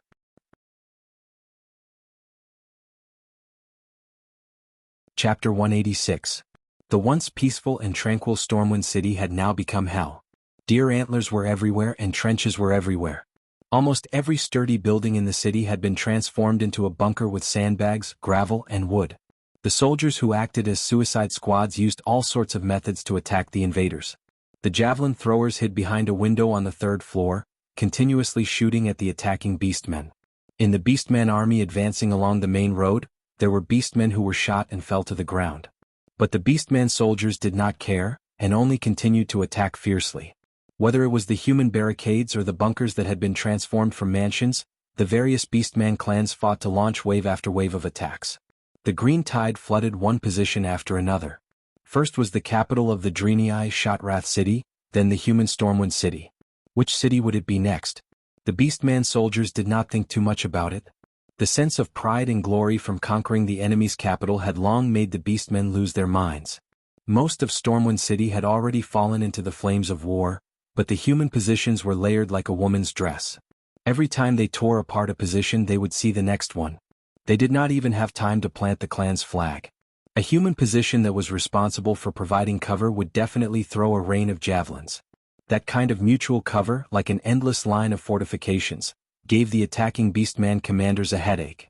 The bloodletting of the tribes was unknowingly expanding. Just as the battles in every area were extremely fierce, a huge and silent army came straight to the Stormwind City Church District.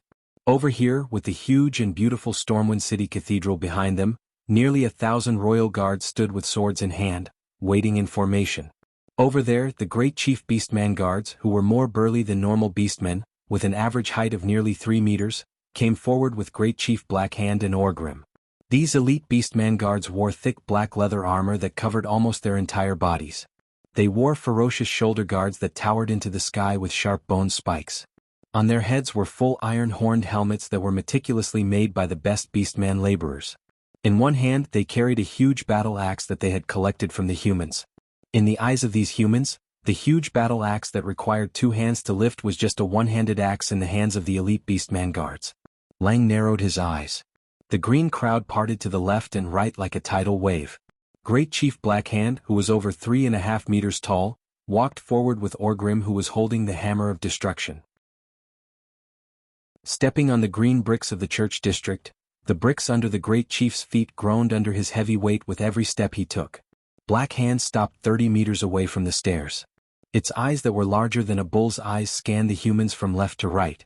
His gaze easily locked onto King Lang, who was wearing a golden helmet and golden armor and was extremely flashy. "I am the Great Chief of the tribe, Blackhand. Are you the Great Chief of the human Storm clan?" Blackhand's booming voice shook everyone's eardrums. Naturally, Blackhand spoke in the Orc language. Lang, Lothar, and the others all tilted their heads to look at the translator, Duque. "This guy is the Orc chieftain Blackhand." "He's asking about your identity, your majesty," Duque replied politely. "Tell him," Lang said. Duque bowed slightly and turned to Blackhand. With his left palm facing up, he made an introduction gesture and said in the Orc language, "Blackhand, in front of you is the Honorable King of Stormwind, Lang Rin. He is a distant descendant of Thoradin the Great, the only human empire from 1,000 years ago. He is now the leader of the Alliance of the 7 Human Kingdoms." Duque's translator had gone off topic on purpose. No one in the tribe knew the human language and no one in Stormwind City knew the Orc language. It was just a matter of a few words from Duque. Duque's tone was no different from the introduction of the ceremonial officer. No one realized that Duque was about to do something bad. Duque then pointed at Lothar. "And this is the direct descendant of Thoradin the Great, the strongest human warrior, Sir Anduin Lothar." Seeing Duque introduce himself, Lothar stood at attention, unsheathed his sword and held it vertically in front of his chest. Blackhand was a simple-minded guy. He blinked, pointed at Lang and replied in a booming voice, "You mean Lang is not only the chieftain of this clan, but also the chieftain of the 7 clans?" Duque quickly repeated Blackhand's words. "Reply to him. Use a more dignified tone," Lang said softly. Duque used a chicken feather as a token of authority. "Blackhand, His Majesty takes pity on your low brain capacity. Well, anyway, you simple-minded guys can't tell the difference between a clan and a kingdom. Suit yourself. If you think His Majesty Lang Rin is the chieftain, that's fine too." Blackhand did not understand what he meant by low brain capacity, but he felt that it was a curse. He was angry. Roar, a terrifying roar with a lung capacity of at least 20,000 milliliters was heard. The fierce roar easily reminded people of a roaring bear. At the same time, Orgrim slammed his hammer on the ground, and a huge tremor once again ravaged everyone's eardrums. Orgrim scolded angrily, "How dare you? A king of a small kingdom that is about to perish has no right to look down on our chieftain." Perish. Shallow people who don't know how vast the world of Azeroth is. Stormwind City is just a kingdom in the south of the Human Alliance. Even if you take down Stormwind City, it will only be equivalent to you destroying a clan. Duque did not back down. The orcs were showing signs of going crazy. Of course, Lothar was not to be outdone. He raised his sword and all the royal guards put down their shields. The sharp swords were erected in the gap between the shields, like poisonous snakes that were about to spring out. All of a sudden, both sides were at daggers drawn. Blackhand's huge black arm that was petrified blocked in front of Orgrim. "Forget it. Humans. I acknowledge that your king has the qualifications to send someone to challenge me, but the beastmen only accept challenges from the bravest warriors of other races." Blackhand's voice fell, and he didn't even need to give a meaningful glance. An incomparably tall and sturdy personal guard of Blackhand suddenly took 3 steps forward with an axe in hand. "If that Anduin is really the best human warrior, let him prove himself," Orgrim shouted. Duque turned his head. "Hey, Anduin, Blackhand only accepts challenges from the best human warriors. You have to kill that guy first." Lothar tilted his head. "Just one sentence?" Duke retorted, Could it be that Black Hand despises us, saying that Storm Kingdom is just a small kingdom, and we have to translate every sentence? Lang laughed. Andoin, don't be so sensitive. Our chief court mage will know what to do. Alright, once we get rid of this guy, their great chieftain will fight with me, right? Yes.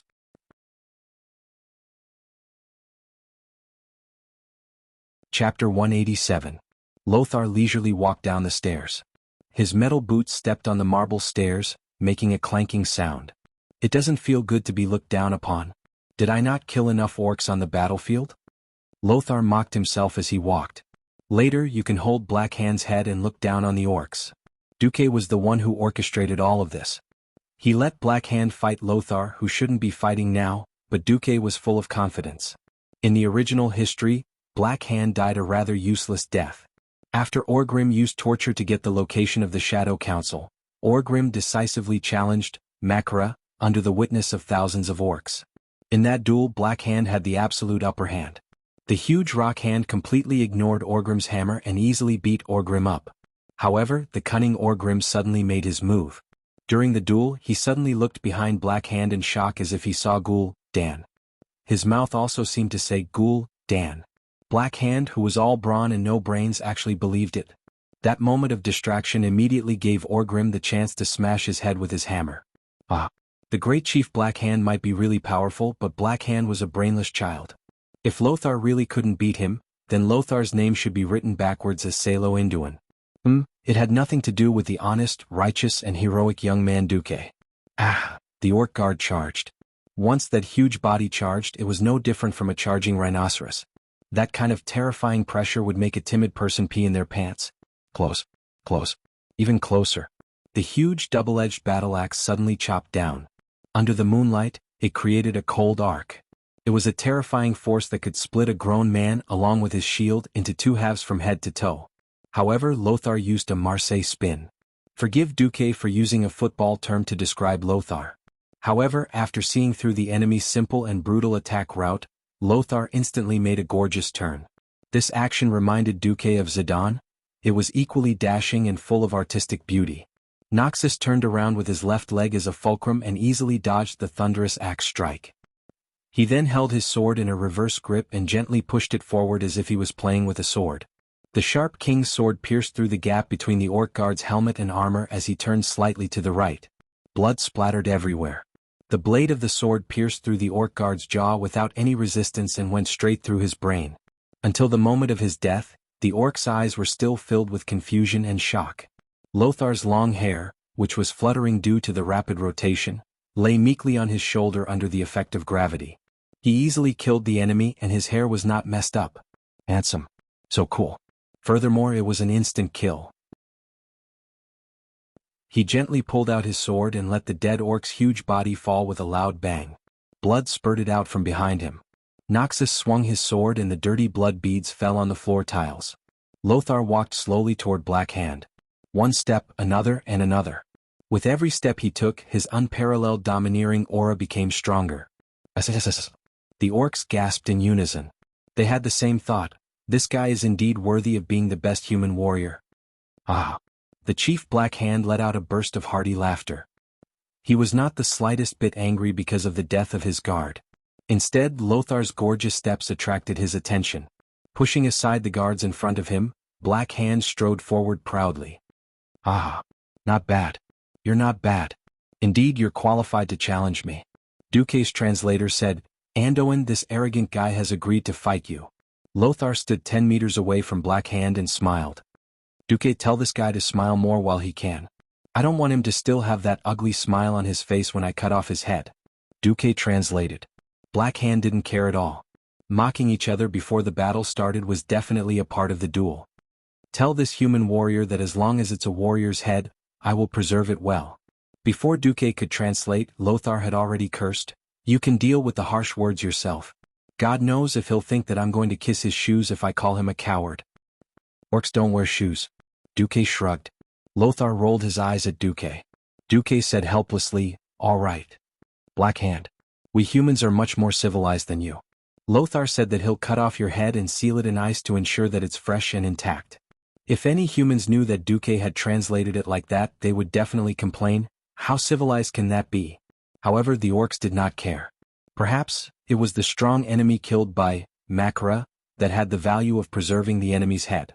At this time, Orgrim held the Blackrock clan's flag with one hand and strode forward, handing it to Black Hand.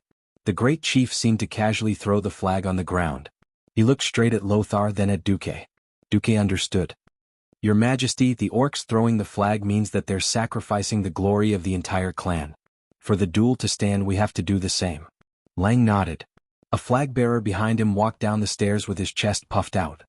He handed the golden lion flag with a blue background and golden edges to Lothar, who had sheathed his sword. Lothar took the flag and threw it out as well. It happened to be on top of the Blackrock clan's flag. Of course, the orcs did not realize Lothar's intentions. Makara. Orgrim raised his arms and shouted. His voice was like thunder. Orgrim's roar was followed by hundreds of thousands of orcs. In an instant, thousands of orcs shouted in unison, Makara, Hugh, Hugh, Hugh, Hugh. Every orc raised and put down their weapons, making a primal and heroic sound. Of course, Stormwind would not back down. King Lang stood up resolutely. He held his shield in his left hand and slammed the king's sword on the shield. Bang, bang, bang, bang. Thousands of royal guards did the same action. Cold light flashed. Every lion emblem on the shield looked like a ferocious lion roaring. The warriors of Stormwind used this method to create an aura that was not any weaker than the hordes. In the air, it was as if thousands of swords and axes were clashing fiercely. Invisible sword shadows filled every corner of the night sky. Come, Lothar drew his sword again. Under the strong night wind, his hair fluttered in the wind. From afar, Lothar's hair looked like a lion's mane. Ha! The great tribal chief strode toward Lothar with heavy steps that shook the heavens and earth.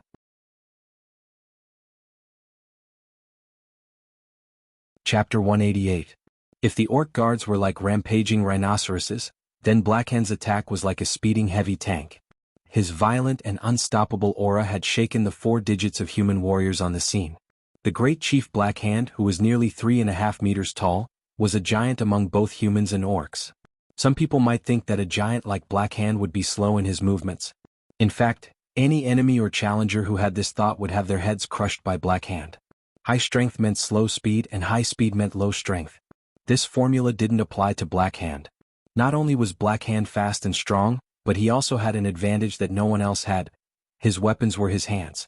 People often said that a person wielding a sword was like an extension of his arm, and that was a very high level of mastery.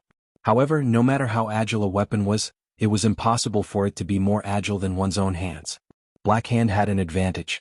Back then, when he helped Orgrim pull Doomhammer out of the lava, he almost lost both his arms. Not many people could withstand the blazing heat, and there was a shocking amount of fire elements. If it was an ordinary person's arm, it would have been charred into charcoal and broken in the lava. However, Blackhand's willpower, strength, muscles, and natural resistance to fire were all extremely powerful, and he managed to withstand the inferno at the mouth of the volcano. A large amount of fire elements attached to his arms and palms, which not only destroyed more than half of Blackhand's hand nerves, but also completely turned his skin and muscles below his arms into rock. That pair of heavy and shiny black hands had a strange luster that was between stone and metal. Although every joint below his arms could move flexibly, it was obviously beyond the realm of a living creature. If someone was stupid enough to chop off Blackhand's arms, the last thing that would fall off would be his head. Of course, Noxus wouldn't fall for it. Duque had repeatedly reminded him that if Noxus fell for it, then he wouldn't be Noxus but an idiot. Noxus also dashed toward Blackhand with small steps. In the next second, a strong gust of wind rose from the ground. Before Blackhand made his move, no one would have thought that this great tribal chief's left arm's casual grab, such a simple sweep, would possess such terrifying might.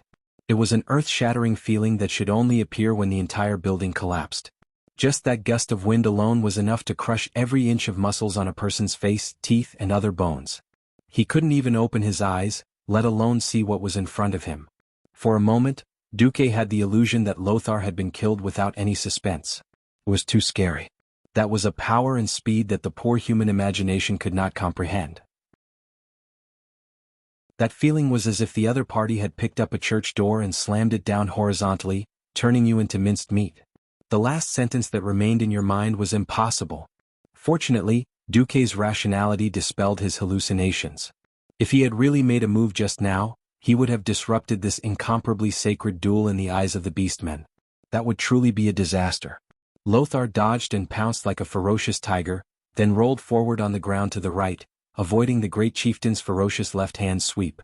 Not only that, but Noxus also used the blade of the king's sword to pull Blackhand's thigh that was as thick as a bull's thigh. Blood splattered. A long blood stain appeared on the great chieftain's left thigh.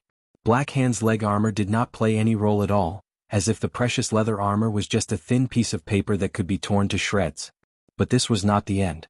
Blackhand actually swung his right fist, turned around like a whirlwind, and suddenly punched down from the top right to the bottom left. There was a loud sound that was close to a sonic boom in the pitch-black sky. The fist that came crashing down was not like a giant stone object at all, but more like a blazing ball of lava. The release of fire elements that was equivalent to a mage throwing a fireball? How was this possible? Obviously, within a certain range, Blackhand had the power to control the fire elements. His domination level was quite high, even higher than the Sky Mage Duque.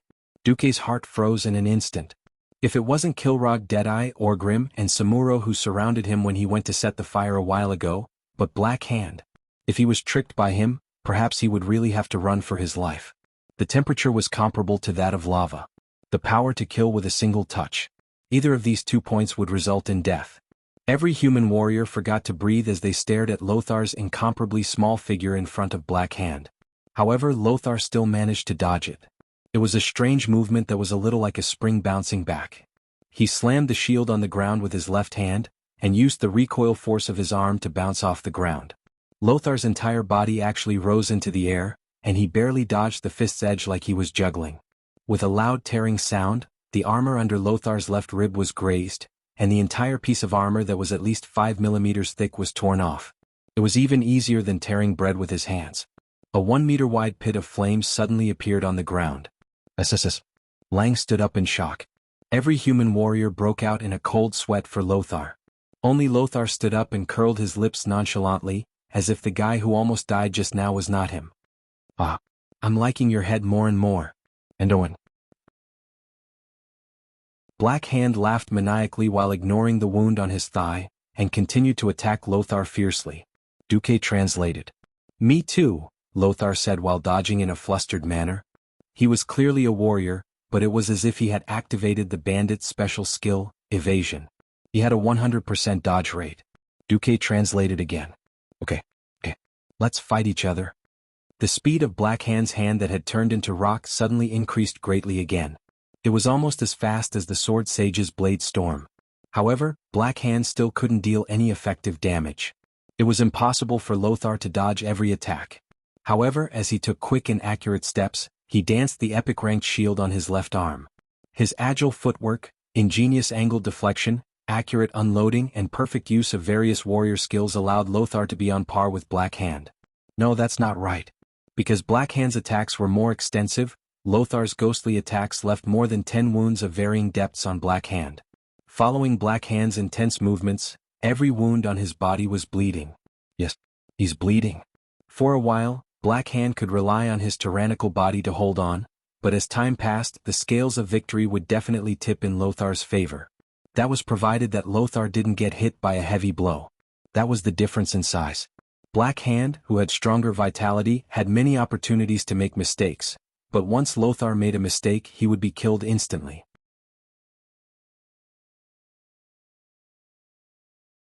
Chapter 189. The boorish roars of the orcs and the uniform sound of the humans hitting their shields echoed throughout Stormwind City. Everyone worshipped heroes. Even in a large-scale battle where individual strength was becoming weaker and weaker, this bloody and heroic battle still stimulated the adrenal glands of every spectator, causing them to secrete a substance called fanaticism. Only the true masters could see that the scales of victory were still slowly tilting towards the humans. Orgrim was anxious. The great chief, Blackhand, must die, but not by the hands of a human. In a one-on-one duel to the death, how could the valiant orc chief die in the hands of a weak human? That would be a humiliation for all orcs in the tribe. Even if one day the orcs conquered the entire planet of Azeroth, they would still be nailed to the pillar of shame, and this humiliation would be passed down. Even though he wanted Blackhand to die, Orgrim knew very well that at this moment, he and Blackhand had the same interests. Suddenly the great chief unleashed his ultimate move. With a flip of his hand, he grabbed the two intact dragon skeletons that looked like crocodiles on his shoulder. The next moment, Black Hand threw the two skeletons out. In less than 1/100th of a second, the skeletons that were made up of hundreds of joints exploded. In the blink of an eye, they turned into hundreds of fragmentation bombs that contained blazing fire elements and shot towards Lothar. Lothar originally had the chance to dodge, but at this moment Orgrim cheated. Good, it sounded like Orgrim's adjutant was cheering for his boss. Why did he have to use the lion's roar to intimidate others? No. This was a warrior's, fear-breaking roar. The earth-shattering roar was at least 150 decibels, and it clearly affected Lothar. Lothar's entire body trembled, and in that moment Lothar lost the chance to dodge. It couldn't be helped at all. Even an experienced veteran like Noxus couldn't come up with a good remedy in a situation where he had lost the initiative. Lothar gave up on dodging, knelt down on one knee and took the hit with his shield.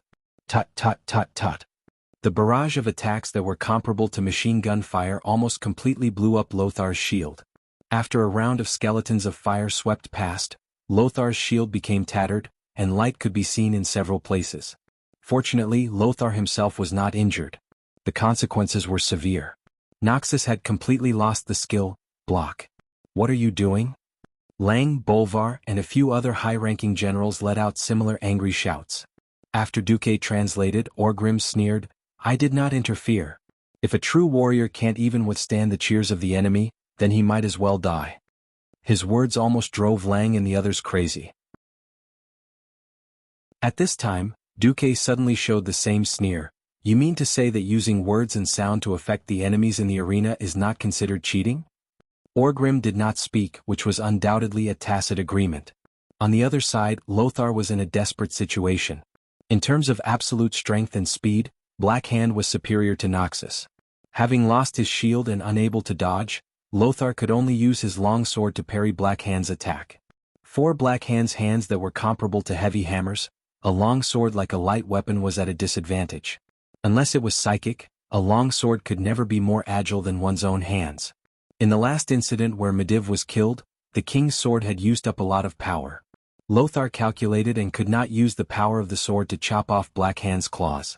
Lothar's face was cold. Lang, Bolvar, and the others trembled all over. Lang almost wanted to shed all pretense of cordiality and let his subordinates do it. But in the end they still focused their attention on Duque. Watch me throw the cup as a signal. That was what Duque said. Once again Black Hand forced Lothar into a corner. It was a corner of the square with towering marble walls on both sides. There was no way to dodge at all.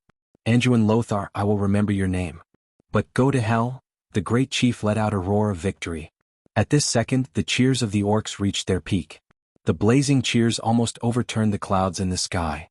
They shouted the greatness of the great chief and praised Black Hand's bravery. As long as the number one human warrior was killed, the human great chief's head would be at their fingertips. This symbolized that the invincible orcs had once again conquered the weak foreign races. Supreme glory.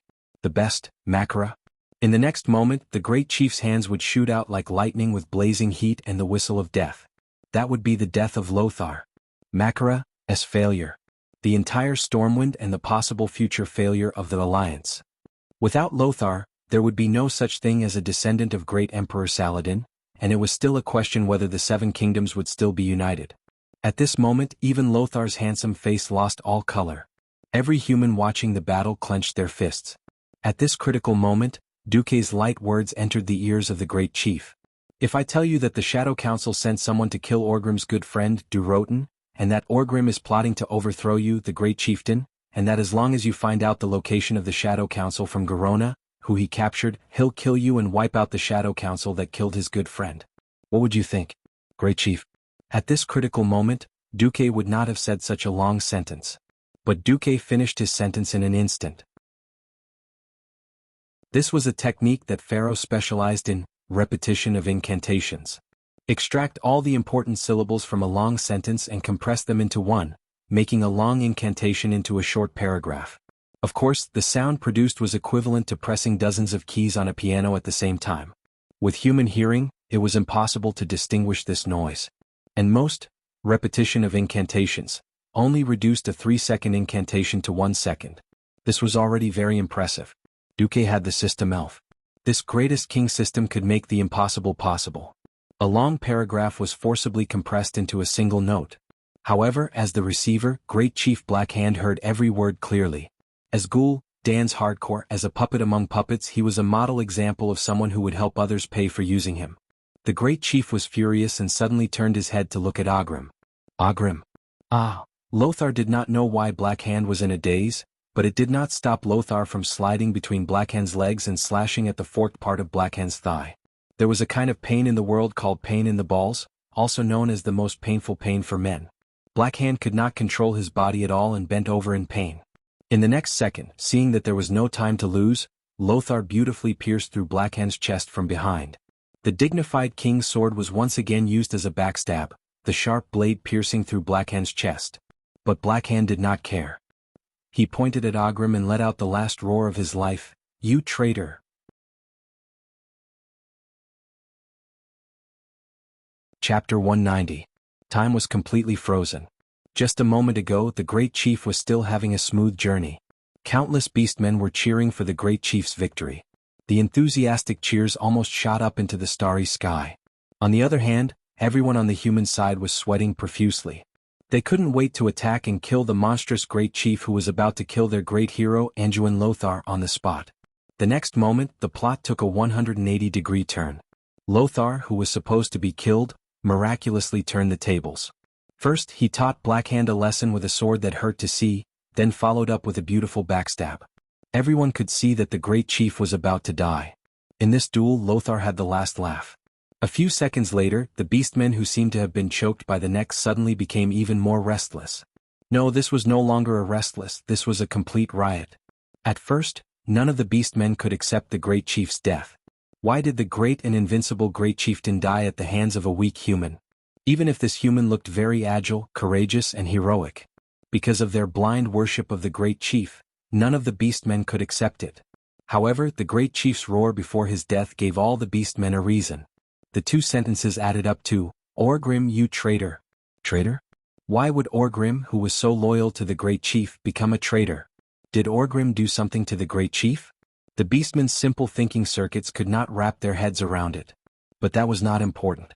Duque played the role of a facilitator. In the houses on both sides of the beastmen's gathering, someone suddenly shouted in beastman language, "We are the Shadow Destroyers." At least a third of the beastmen present were stunned for a full second. When they came back to their senses, they immediately swung their axes and machetes at the Blackrock warriors beside them, especially Black Hand's personal guards. At the same time, a huge flaming cup appeared in Duque's hand. Duque threw the huge cup at the place where Black Hand's personal guards were the most concentrated. Immediately, a series of tragic cries rang out.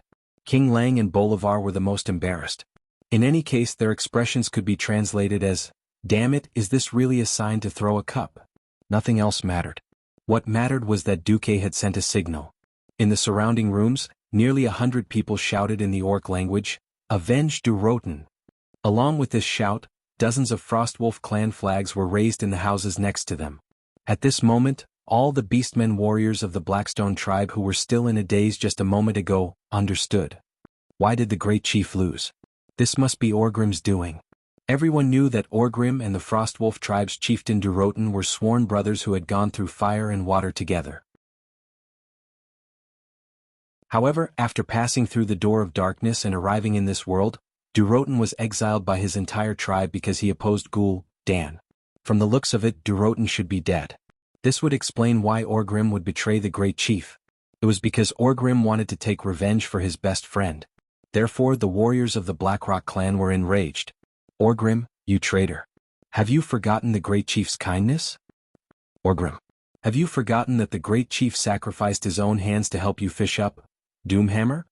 Orgrim, you are not worthy of being a great beast man. Orgrim, you actually colluded with the humans to murder the Great Chief." The angry roar reached the sky, and it could be heard clearly from a few blocks away.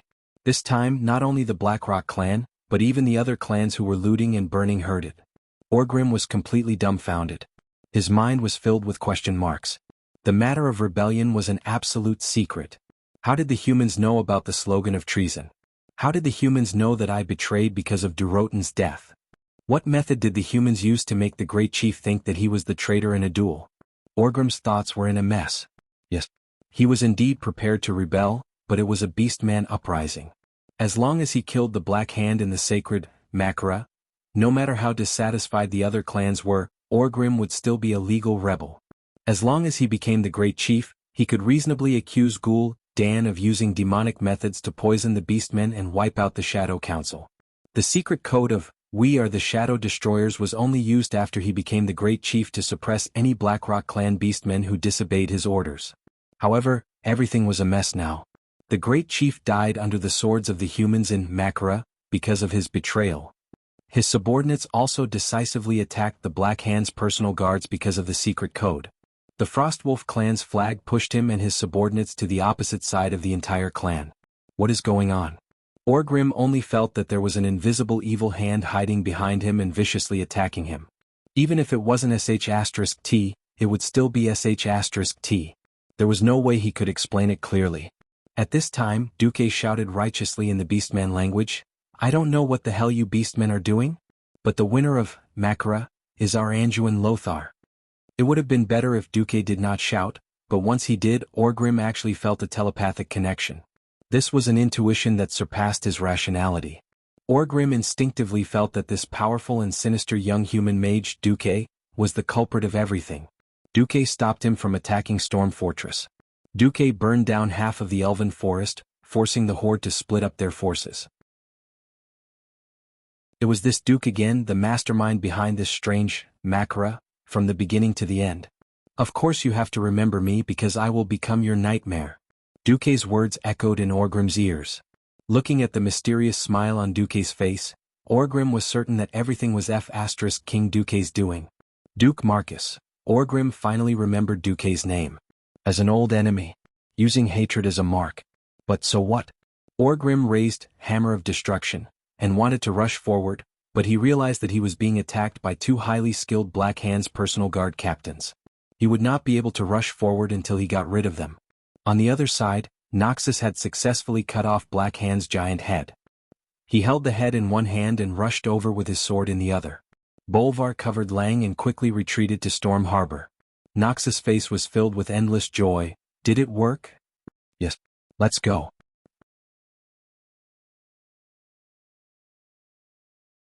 Chapter 191. Everyone at the scene knew the weight of the great chief's head in Lothar's hands. If King Lang had been defeated in the capital and fled to South Shore, no matter how many soldiers he had saved and how many people he had protected, Lang would still be a useless king in the eyes of the other 6 kings. This humiliation would follow Lang for the rest of his life, and it would even affect the young William. In the history, even if Lang had been assassinated, he was still the king who defended the country and the hero in the hearts of the people. Even if Lothar and William were despised everywhere, no one would blame Lang for his death. In this life, Lang had survived thanks to Duque's efforts. Since Duque had protected Lang from Garona's assassination, he would not let Lang die in battle for the sake of his reputation in Stormwind City. After Lang died, Stormwind lost its backbone. Now the situation was completely different. The Great Chief's head and the tribal Great Chief's battle flag that Lothar had asked the guards to pick up were enough to prove that Lang had been defeated with honor. The battle flag, which was decorated with the teeth of large beasts, was obviously different. Even if they had lost the capital, every Stormwind citizen could still go out and say to anyone, "Our great hero Lothar chopped off the tribal Great Chief's head." However, everything was orchestrated by Duque. Without Duque's orc connection, no one would have thought of using such a method to lure the Great Chief out. Even the most picky person could only give Duque a thumbs up. Lothar was indeed a hero as he was able to kill the Great Chief, Black Hand, despite the huge disparity in strength and speed. Everyone knew that Duque was the real hero. "Give me the head." Duque waved his hand. Lothar tossed Black Hand's head to Duque as he ran. Chilling cold. Duque waved his hand, and an extremely cold aura instantly enveloped the head of the great tribal chief, who was spinning in midair. In the next moment, Magician's hand caught Black Hand's head, which was frozen in a transparent block of ice. The heavy work of moving the enemy leader's head was naturally done by the guards. "Take the head and the flag and leave first. I'll bring the first squad to cover our retreat." Lothar did not let down his guard. He put on a shield and led the troops to retreat cautiously. In fact, Noxus was worrying too much.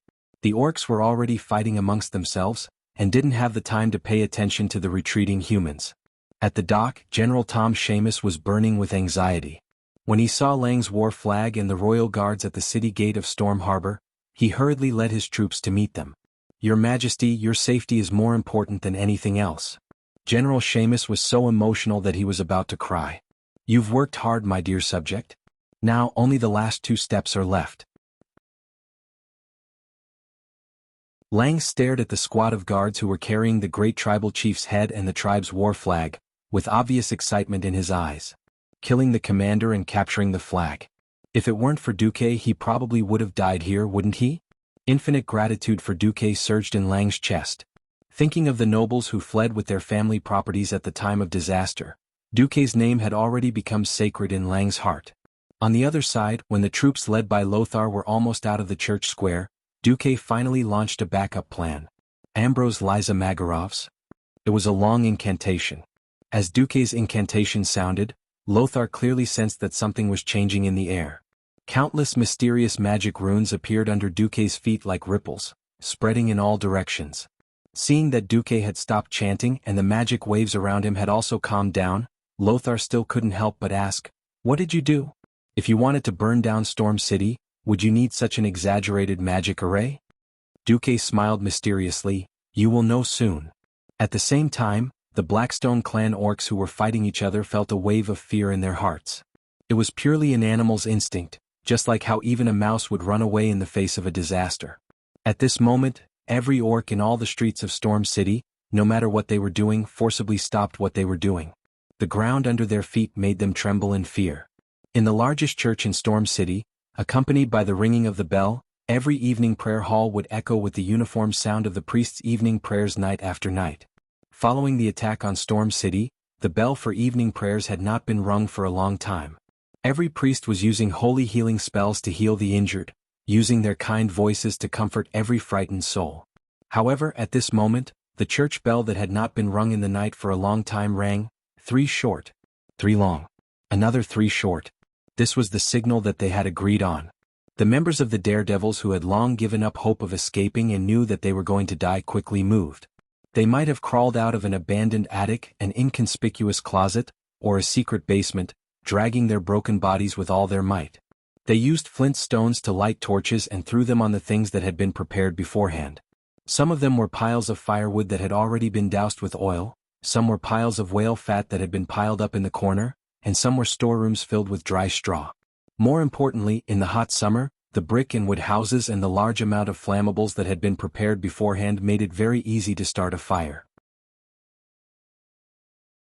Storage banks, exchanges, residences, shops, mansions of the nobles, various government offices, hotels, and all the important and unimportant facilities, more than 1,000 fires were lit up. In the beginning, the orcs who had already dispersed did not care about the fire. Burning, killing, and looting were absolutely common for any big city that had fallen. A few years ago, when the orcs had taken over Shotrath City, they had done the same thing to the Dreenii City. And the orcs were not interested in human houses at all. They preferred their own tents. The orcs did not even think of running out to take a look, let alone putting out the fire. But soon they found that they were wrong. The fire was out of control. A fear that they had experienced not long ago surged in their hearts again.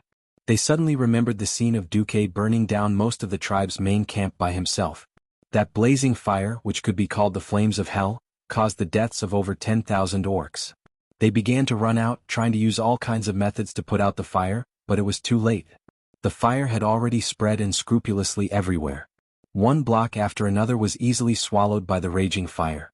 In the narrow streets, they could not find a place to hide from the fire. They could only run to the wide square or jump into the moat that covered the whole of Storm City. They watched in shock as pillars of fire shot into the sky one after another.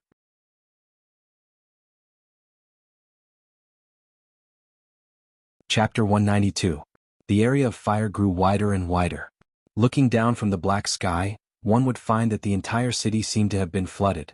It was a torrent of raging flames. Beep, beep, la la la. Low houses, towering mansions, huge warehouses, and countless other houses that had been burned through collapsed one after another.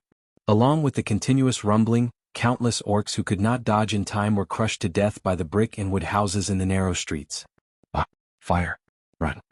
The streets and main roads had already been sealed off by the raging flames. At almost every important intersection, there were two large houses that had collapsed. The enormous burning towers just happened to block every path of escape. The orcs who had already hidden in the safe zone were trembling in fear, cold sweat dripping down their backs. They could only watch as their compatriots were devoured by the flames. Even if they covered their ears, they could still hear the screams and cries of their brethren as they burned the city. There was also the wild laughter of the human suicide squad before they lost their lives. Ha ha ha ha. There was no regret, only the wild laughter of an enemy being killed. At that moment, the orcs realized that they had fallen into a common nightmare. That nightmare was named Duke Marcus. Once again he burned countless orcs to death with his flames. Orgrim also jumped into the city's canal. Even though it was a hot summer day, the river water was still warm, but it did nothing to raise the temperature in his heart.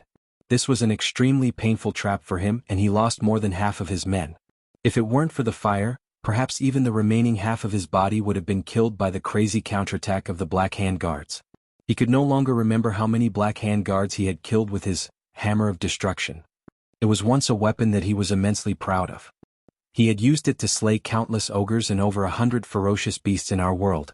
But now, under the moonlight, the blood on the hammer of destruction flowed along the water of the canal. It was the blood of the Blackrock tribe, the blood of his fellow beastmen.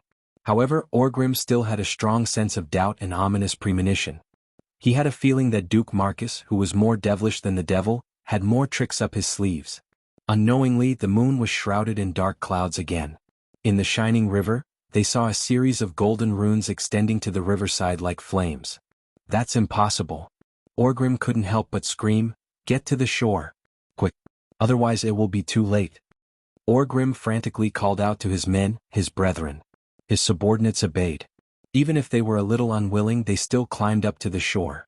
Not far from the bluestone path along the riverbank was the city wall that had been roasted by the blazing Flame Street district until even the bricks had turned red. These 3-meter-high low walls, together with canals that could act as moats when necessary, divided Stormwind City into 6 large districts. Even though they were sitting on the bluestone by the riverbank, they could still feel the extreme heat. If it wasn't for Orgrim's roar, they would have sunk back into the cool water. In fact, many beastmen who were not directly under Orgrim had done so. They returned to the river and crossed the boundary between hell and the human world that the Grim Reaper had drawn with his scythe. It was as if there was a blazing sun rising from the depths of Stormwind City, arching the earth as if it would break through at any time. Countless golden runes glowed from the black soil beneath the canals. The beastmen in the river could clearly see their toes from the surface of the water. Asterisk rumble asterisk the entire Stormwind City shook. From King's Valley in the south to Stormwind Fort in the north, from the Mage District in the west to the Old City in the east, every street was shaking. The statue of Medivh that stood in the middle of King's Valley began to shake violently. Then the statue that symbolized the guardian of the old era began to crumble. Every brick on the ground, along with the sand under them, rose and fell like waves, becoming more and more turbulent. Even the beastmen who were hiding from the flames on the ground were thrown into the air, dropped down and then thrown up again. The wooden beams and pillars that were already starting to burn in the flames creaked and exploded one after another, speeding up the collapse of every house that had yet to collapse. Then the golden light shot out of the ground and into the bottom of the river. The streets and roads that were originally without flames became roads of flames. Every drop of water in the canals that were supposed to be shelters evaporated due to the high temperature. The beastmen who were still in the river were scalded to death in a few blinks of an eye. And the water turned into steam. The hot steam was even more lethal than the flames. The orcs couldn't suppress their breathing, so they inhaled a large amount of hot steam. The steam destroyed the alveoli in their lungs, making them feel like they weren't breathing air but fire. Even the beastmen who climbed up to the riverbank could not escape the fate of death. They only lingered on for a little longer than their brethren in the river, and then followed in the footsteps of their brethren. All the beastmen in Stormwind City screamed in agony, and then everything returned to silence. In the city, there was only the crackling of the raging flames, and the crackling of pillars, bricks and glass falling to the ground. Other than that, the entire city fell into a deathly silence. How many beastmen could survive? Not 1 in 100. The beastmen who ran out of the streets or jumped into the river were almost completely wiped out. Only a small number of beastmen who were trapped in the fire managed to escape the scythe of the death god. Orgrim did not die. With his high fire resistance he managed to withstand the flames, but a lot of his hair was burned off. Climbing out of the fire that was no longer as hot, Orgrim saw the charred corpses that filled the streets and riverbed. Ah! Duke Marcus. He had never hated a person as much as he did now. Even when he received news of his best friend Durotan's death, Orgrim still controlled his emotions. But this time, only this time, Orgrim completely hated a human. He was the new guardian of Stormwind, Duque. Ah! I will kill you. I swear, even if I have to chase you to the ends of hell, I will kill you. I will peel off every piece of your flesh. I will eat you alive. I will break every single bone in your body and crush them. I will woo. On the scorched ground, Orgrim knelt down dejectedly. It's over. The elites of the Blackrock clan were all burned to ashes. Even if there were still many Blackrock tribe members in the camp, they would no longer be the strongest tribe in the horde.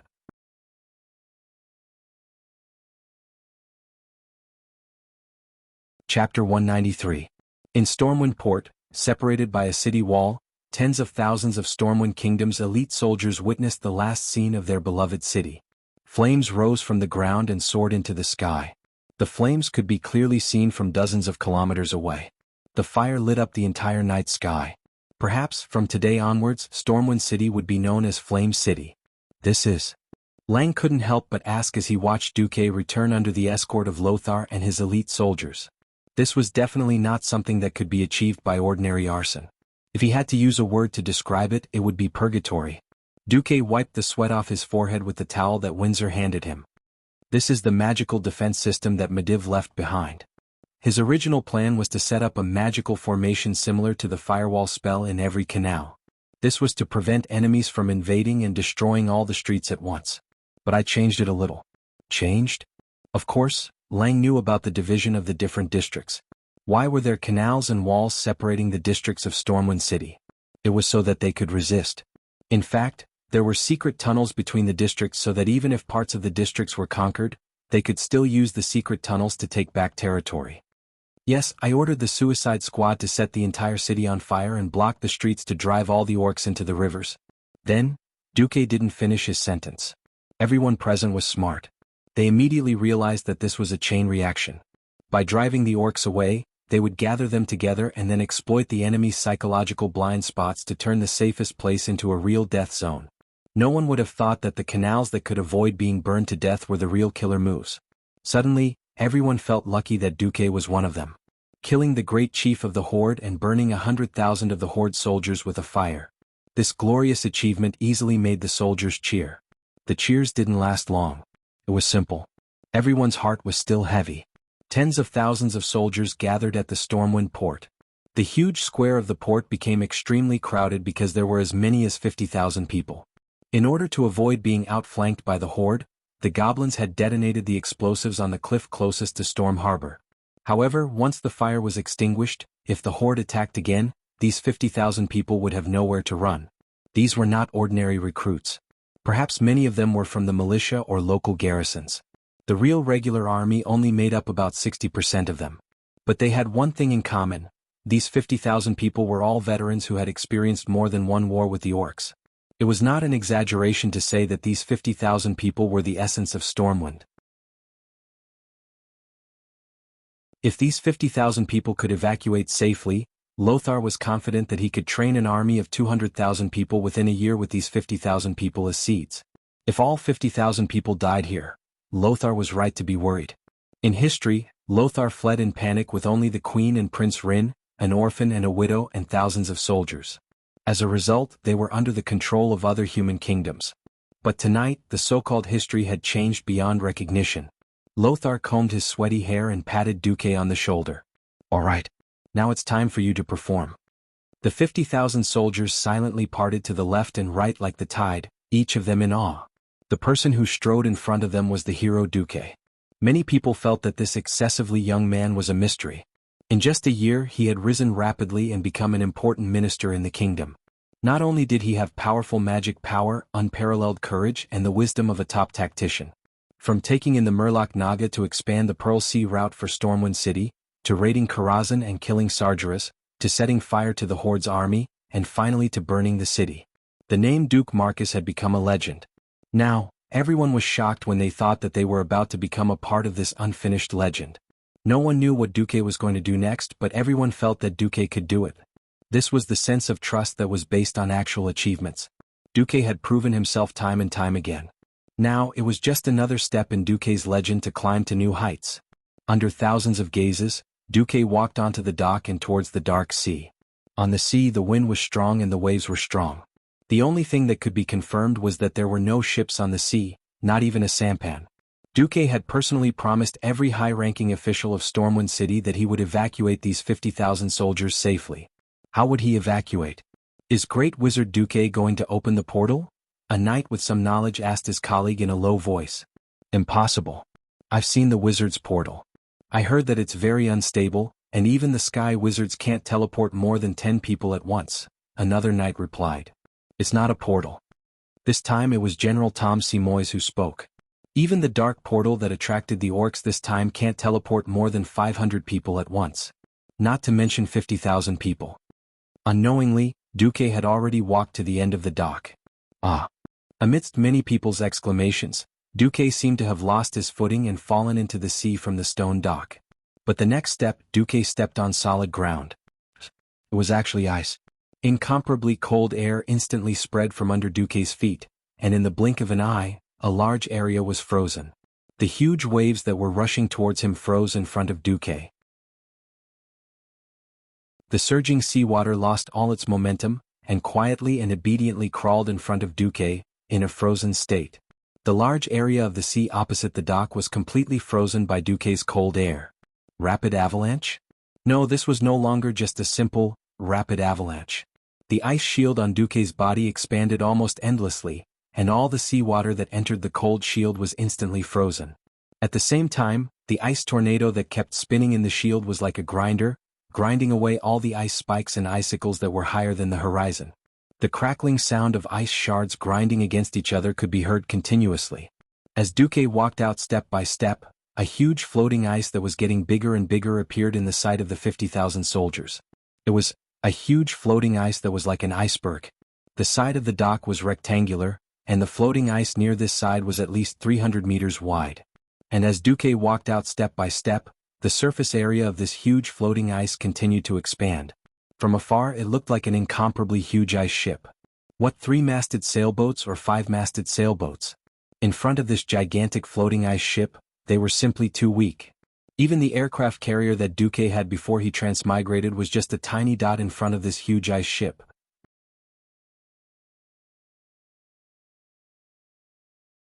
Chapter 194. Heavens, how much magic does Duque have? Even though Duque had told him earlier, Lang was still in disbelief. Beside Lang, the last Morningstar court mage heaved a long sigh. Your Majesty, if it were me, I might only be able to support half the area. Lang, Andoin and Bolvar were visibly moved.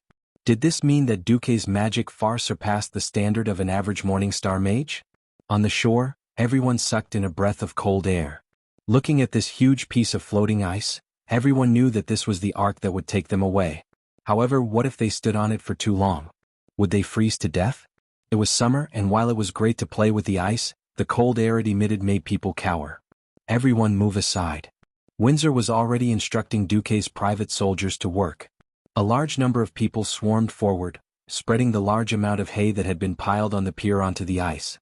Not only did the hay block the cold air, it also prevented people from slipping on it. Apart from the hay, there was even a fence to prevent people from slipping out. The elite soldiers of the Storm Kingdom were completely dumbfounded by what they saw. Was this even possible? Ugh, it was indeed impressive and magical. Duque walked more than 500 meters, and after extending the ice to 600 meters, he stopped. Looking at the pile of incomparably dim magical gems in his hands that had lost their magical glow, Duque could not help but laugh bitterly. If any of these high-grade magical gems were to flow out, it would attract the Dalajan's pharaoh, who were usually high and mighty, to come running over and snatch them like dogs. Any two of them could buy the loyalty of a sky mage. If the magical gems used tonight were used to bribe people, this would be the price of a Morningstar mage. Yes, Kel, Thuzad, who would become a great lich in the future and rely on the filthy demon king, was at this level. However, they had all been used by Duque to toy with. Duque did not feel that it was a pity. Human lives could never be measured with money. Leaving behind 50,000 elites was enough to have a major impact on the entire situation. Old Mai, you've worked hard to protect Stormwind all your life. Now that I've used your fortune to save so many people, you should thank me properly. Of course, Duque didn't have that much mana, but after he used up the mana gems that Medivh had left in Karazhan, he managed to accomplish this miracle. In order to prevent the ice from cracking, Duque used his unparalleled magic control to separate the ice into 3 layers. The top layer carried passengers, while the middle and lower layers were used to support the passengers. Finally stopping, Duque waved from afar and shouted, "Everyone come up." In the hazy night, the light blue light flickered, contrasting with the blood and flames that dyed Stormwind City red, forming a very magical, very unique and strange landscape. The cold air began to condense, and the light reflected from the surface of the ice formed an illusory scene. The magical beauty of the huge ice ship made everyone forget the sense of loss of the capital for a moment, and put their minds into this surreal dream. The 50,000 troops, under the command of various commanders, walked along the dock and boarded the ice ship in an orderly manner. The air rippled with the sound of whispers. Of course, the biggest topic of discussion was how they were going to move the huge ice ship. Is Duque going to create a few giant sails out of thin air? How is he going to control it? Lang asked Anduin softly. How would I know? Lothar rolled his eyes. Back then, Duque had suggested using the ice ship to transport the soldiers away during the secret discussion, which sounded very noble. But in reality, when it came down to it, no one had ever studied how to move such a huge ice ship. The senior executives only knew that without the last 50,000 elite troops, they wouldn't even be able to stall for time. If Duque could save all of them, it would be a waste of time. Even if the orc army was burned to ashes, Klayan and the others thought that they would just have to make a few more trips to transport as many as they could. They agreed to Duque's plan purely because there was no better way. Out of trust in Duque, no one asked carefully about the details. Then they ushered in the moment of a miracle. Duque took out a peculiar conch that was engraved with runes and blew into it. More than 10 seconds later, thousands of bubbles appeared on the surface of the sea. A group of something was emerging from the bottom of the sea. Even though everyone was mentally prepared, they were relieved when they saw the hilarious and huge eyeballs. Murlocs. Thousands of murlocs. They floated up from the bottom of the sea in a disorderly manner.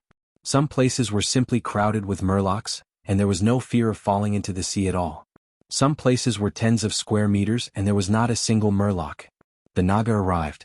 The burly male Naga carried large bundles of ropes on his shoulders and quickly climbed onto the ice. The ropes were tied with sharp grappling hooks. The male Naga chiseled these grappling hooks down and fixed them on the ice.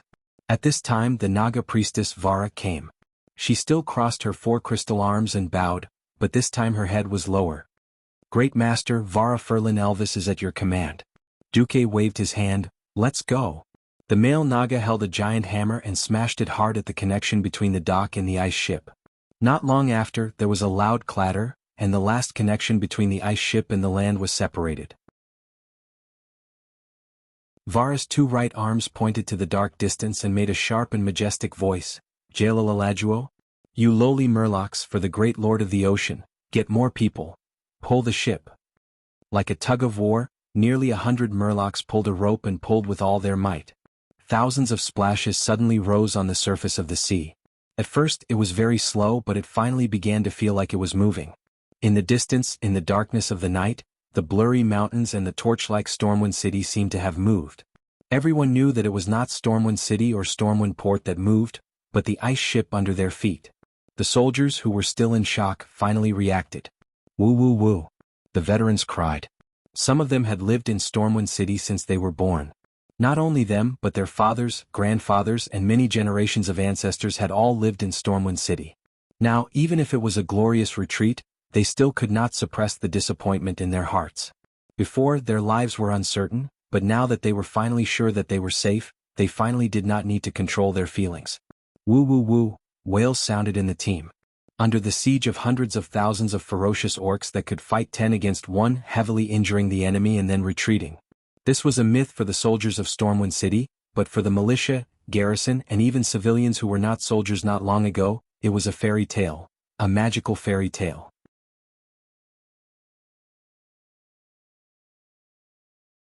Chapter 195. On the surface of the ice, a loud and clear song echoed. With the glory of Thoradin the Great, we rushed to the south and planted the blue lion flag on the King's Valley, that is the symbol of humanity's great legacy. We put our fate in your hands, the Golden Lion flag. Ah, the Golden Lion, you are the symbol of dignity and nobility, you are the knight that symbolizes honor. Ah, Stormwind City, you are the fortress of pioneers, the bridgehead of humanity's civilization. No matter what enemy it is, you can defeat it. This song was originally an unknown tune from 1,000 years ago, but unknowingly, it became one of the military songs of Stormwind, and would be played during every break of military training. But now that it was sung by the warriors who had lost their country, there was an additional sense of sorrow and sorrow. To every warrior of Stormwind, only when they had truly taken back Stormwind City and reclaimed the Elven Forest would they be worthy of this military song. After more than half a year of suffering, the journey was full of bitterness. The warriors of Stormwind used their blood and tears to water every inch of land from the Red Ridge Mountains to the Elven Forest, and then to Stormwind City. Some lost their houses and fields, some lost their best friends of many years, some lost their wives and children, and what was worse was that they had lost their own capital. From now on they were just stray dogs in the eyes of others. But no matter how strong the orcs were, they were not depressed. Because they had a great King Lang who had accompanied them until the very end. They had a great commander, Anduin, who was always encouraging them and leading them. They also had a great hero who had mysterious abilities and created one miracle after another, Duque. Tonight, all the suffering had temporarily come to an end. From the next dawn, they firmly believed that under the leadership of these heroes, they would finally win the war against the orcs. Sir Marcus, thank you. You are our benefactor, our hope. Thank you, I can finally live to see my wife and children. As Stormwind City disappeared into the horizon, the soldiers began to shout excitedly after surviving a disaster. The further away they were from Stormwind City, the more intense the flames were. If the sound at the beginning was just a trickle of spring water in the dense forest, then by the end, it had become a surging ocean. The sound waves were like huge waves set off by a hurricane, assaulting one's face. Duque, Lang, Bolvar, and the other higher-ups of the storm stood side by side at the front of the ice ship. It was at this moment that they truly understood what it meant to be a tsunami. When 50,000 people crowded together and raised their swords to cheer and salute, the shocking scene was definitely unforgettable. It was not a military parade, nor was it an act on the scene, but a sincere expression of gratitude. King Lang smiled. Duque, make a platform for the soldiers to see you. Duque was a little embarrassed. He was in the limelight, wasn't he? Your Majesty, this? Lang smiled as he patted the huge block of ice that had frozen Black Hand's head. He then looked at the huge tribal flag and said, "These two things are enough for me. Besides, I've never cared about the reputation of a true hero being above mine. You see, I've never been the most famous person in the military." Lang was incomparably magnanimous. Anduin also egged Duque on. "Young man, Lang is preparing to make you do hard labor. If you don't go collect some interest first, I'm afraid you'll be miserable for a long time." Bolvar also smiled and nodded at Duque. Duque no longer hesitated. A huge ice prism beneath his feet lifted Duque straight up. Seeing Duque's robed figure, a huge wave of cheers rose into the sky. All of a sudden, the dark clouds dispersed, and the tranquil moonlight shone on the surface of the ice. It was as if the moon had heard the cheers and sneakily poked its head out to take a look. Long live Duke Marcus. Long live the great guardian of the storm. It was no exaggeration to say that Duque's blood was boiling at this moment. He suddenly felt that all the hard work and preparation he had put in for so long was all worth it. At this moment, the system notification sounded. "Congratulations, host. Your reputation in Stormwind has been permanently fixed at worship.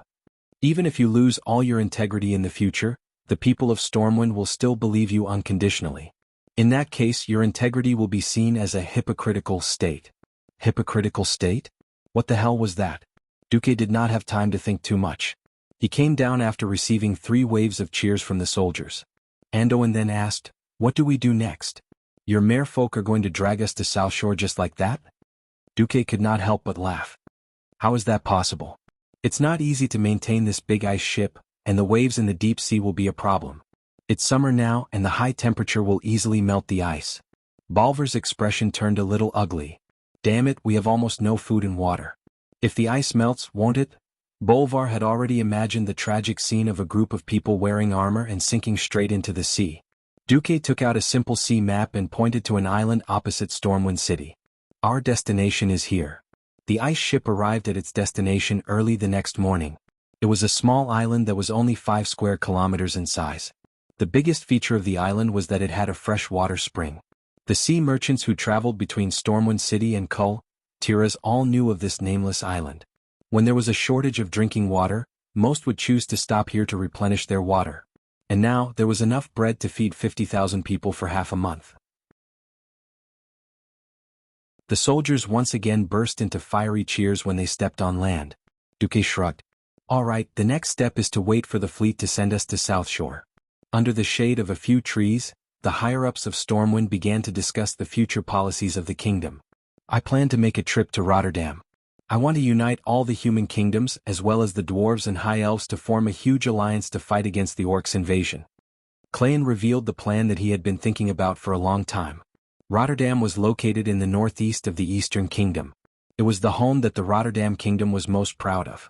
In fact, at this point in time, the Rotterdam Kingdom was the most powerful among the 7 human kingdoms. The rich Rotterdam Kingdom had the widest fields and the largest population among the 7 kingdoms. There was a saying that went, "I'd rather be a baron in Rotterdam than an earl in Torrential Fortress." This mentality was a good reflection of the richness of the land. Should I stay in South Shore to train the troops? Anduin asked. No, you should follow His Majesty to Rotterdam. Duque rejected Lothar's suggestion.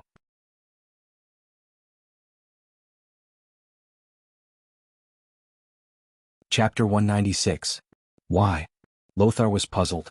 In his opinion, as the highest military commander of the kingdom, he should be with his soldiers.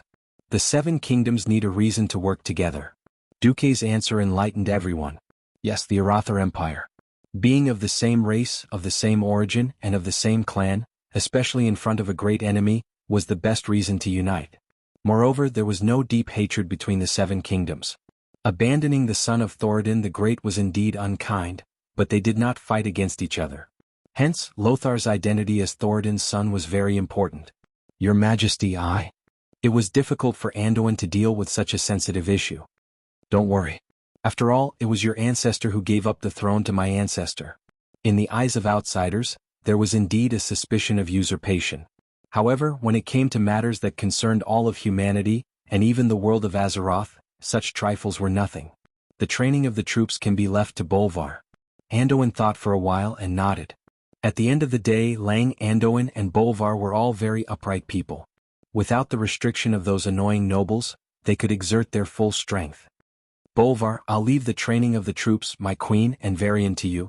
Lang did not have many capable subordinates. Some of the nobles who were originally in high positions had either become demons or been slaughtered by the demons in the middle of the sea. This was almost equivalent to the position of an assistant minister, and was definitely the highest of the highest. As you wish, your Majesty. Bolvar bowed deeply. Lang turned to look at Duque. He took a deep breath, and with a wave of his hand, a servant handed him a small spoon of melted wax. Another servant handed him a document, opened it, and poured the wax on it. Then, Lang took out the royal seal from his arms and stamped it heavily on the wax. This is... Duque glanced at it and saw his own name. King Lang turned his head and smiled at Duque. Duke Marcus, please kneel.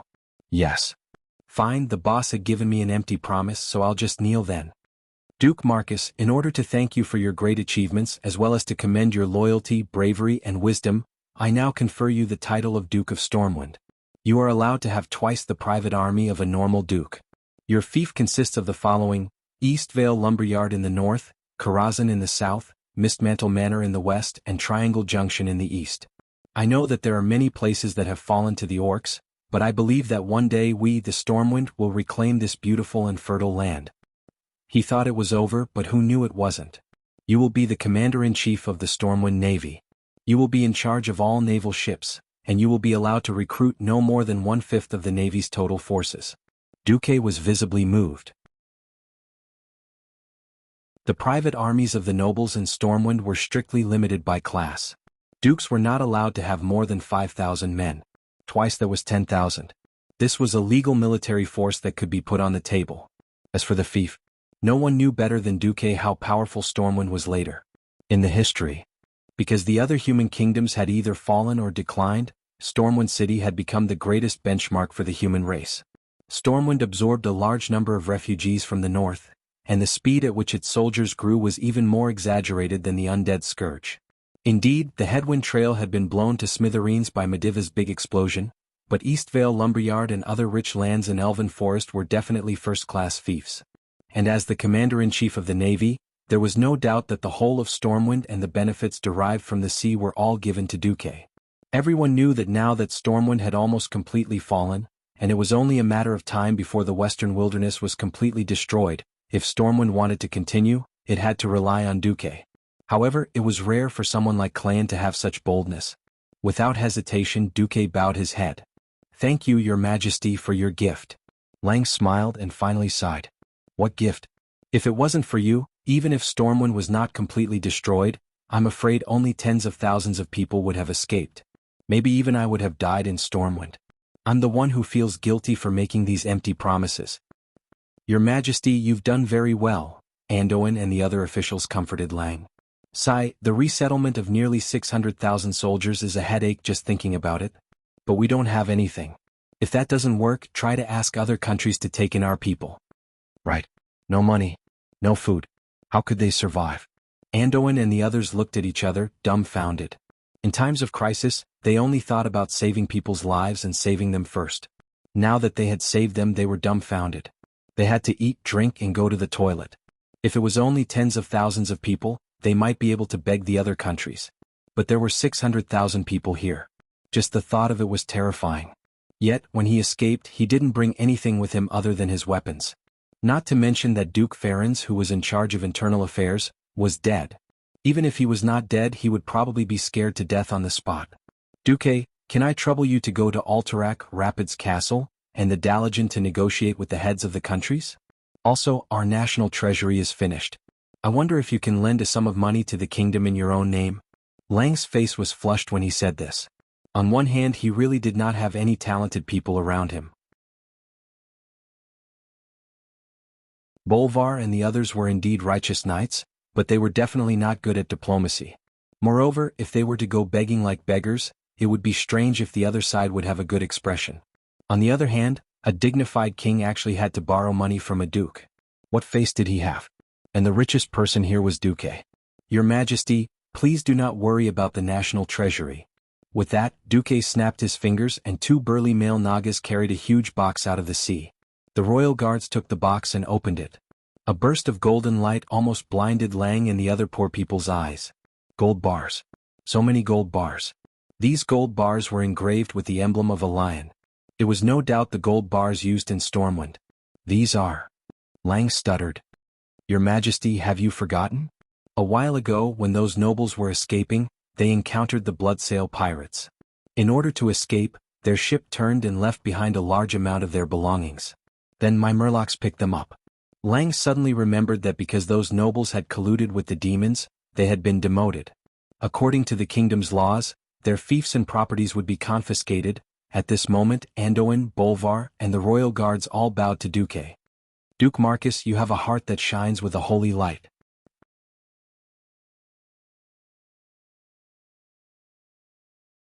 Chapter 197. Honesty, courage, wisdom, and loyalty. Duque had become a synonym for a saint in everyone's hearts.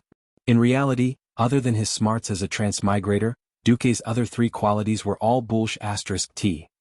Duque had never thought that he had ever been loyal to Lang.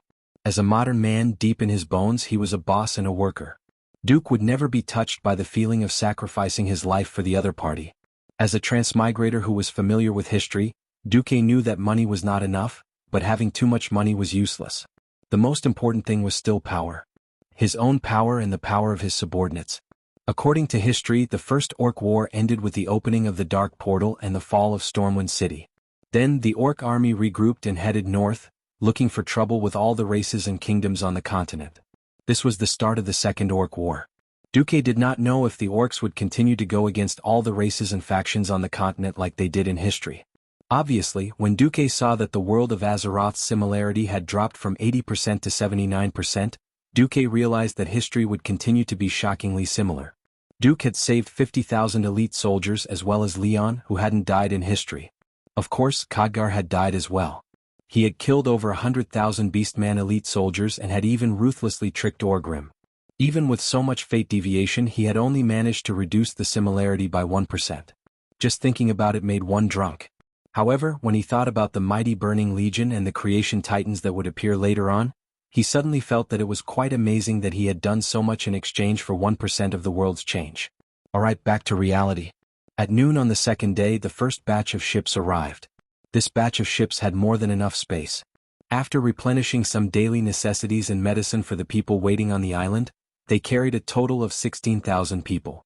On the ship, Duque was already busy. Because the tribe did not pay much attention to the western wilderness, Duque was able to secretly transport the summer grain that had not yet been sent to Stormwind City to South Shore. This batch of grain could greatly alleviate the food shortage in South Shore. In addition, there was the migration of the Murlocs and Nagas. In fact, the orcs couldn't do anything to the Murlocs on the coast, but Duque needed the Murlocs more, South Shore. The entire continent of the Eastern Kingdom was actually divided into two continents, the North and the South, connected by a gigantic solder bridge. To the south of the southern continent was the territory of Stormwind, while to the north of the southern continent was the territory of the dwarves centered around Ironforge. To the southeast of the northern continent was the Earthy Highlands, which was where the Stromgarde Kingdom was located. To the south was the Hillsbrad Hills, the territory of the weakest of the 7 human kingdoms, the Alterac Kingdom. The place where the refugees of Stormwind City were evacuated was South Shore, which was located south of the Hillsbrad Hills by the sea. To the west of the northern continent was the Magic Kingdom of Dalagen, and to the north was the most powerful Lordaeron Kingdom. Of course, the northernmost part of the northern continent was the High Elves Kuel Salis Kingdom. Now, Duque was moving the Murlocs because Duque needed the Murlocs to help reclaim the Murlocs there, and to fish as much as possible to provide fish for the Stormwind refugees. About 50,000 of the Stormwind refugees were taken in by the maritime kingdom of Kul Tiras, while 100,000 continued to move in the direction of Stromgarde, Alterac, Dalagen, and even Lordaeron. Including the 50,000 soldiers who were about to arrive, there were less than 450,000 people left in South Shore. Even so, it was a very heavy burden. Through the system ELF, Duque had already calculated that even if they found enough land to cultivate, they would still be short of at least 20,000 tons of food before the first harvest next year. In this era, it was almost an astronomical figure. It completely exceeded the amount of food that could be bought in the commercial market. Lang was running away from reality, and threw the food problem onto Duque's head. This made Duque's teeth hurt. He had a lot of things to do, such as finding time to go to the southernmost Stranglethorn Valley of the Eastern Kingdom to deal with the remaining Bloodsail pirates. Or finding time to practice magic. After much consideration, Duque decided to pay a visit to the Bara family in Alterac. Many people might wonder why Duque didn't visit the king of Alterac Kingdom, but the Bara family instead. It had to start from the history of the Alterac Kingdom. The Alterac Kingdom had a long history, but the current royal family's history was very short. It only lasted for the past 20 years. The first king of Alterac was born into a wealthy family, and in order to have a place of his own, he founded the Alterac Kingdom. He chose to build his kingdom on the steep Alterac mountain range. The land was barren and the living conditions were terrible. Very few people were willing to follow him, and the kingdom's territory and power were very small. It was not an exaggeration to say that Alterac Kingdom was the weakest of the 7 human kingdoms. The current king Aiden Pirinold inherited this mess, and the situation only improved after the Bara family joined in.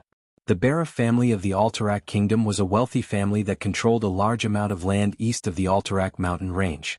Brill, Terran Mill, Cair Darrow, South Shore. These places were all their fiefdoms. Their wealth surpassed that of the Alterac royal family. They had Earthy blood, and the family lived in Cair Darrow County, which was an old castle of the Earthy people. They continued this ancient and noble family bloodline. In fact, the Bara family was the one that Duque had been dealing with. From the very beginning, Duque had never set his sights on the other factions to get the food. The transportation of food in this era was terrible. Even the slightest bit of distance would result in a 50% loss of food.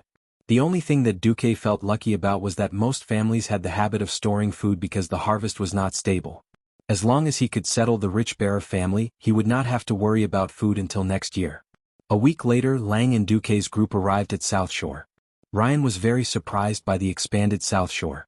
There was a stone pier built according to the standards of Stormwind City, and there were neat wooden houses as far as the eye could see from the entrance of South Shore. There were medical, food, fire protection, toilets, and all kinds of living facilities available.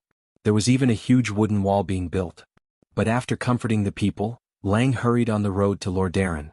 Duque left Windsor to help him train his private army while he brought Makarov and the others to Care Darrow County to meet Alex Barov, Aiden's best friend, and now Duke Barov.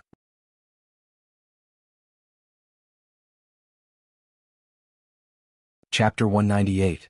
Just as Duque arrived at South Shore and was about to visit the Barov family, something huge happened in the tribe. Judgment. Traitor. Orgrim. You disgrace to the beastmen. Hey wolf. Hey wolf. Hey wolf.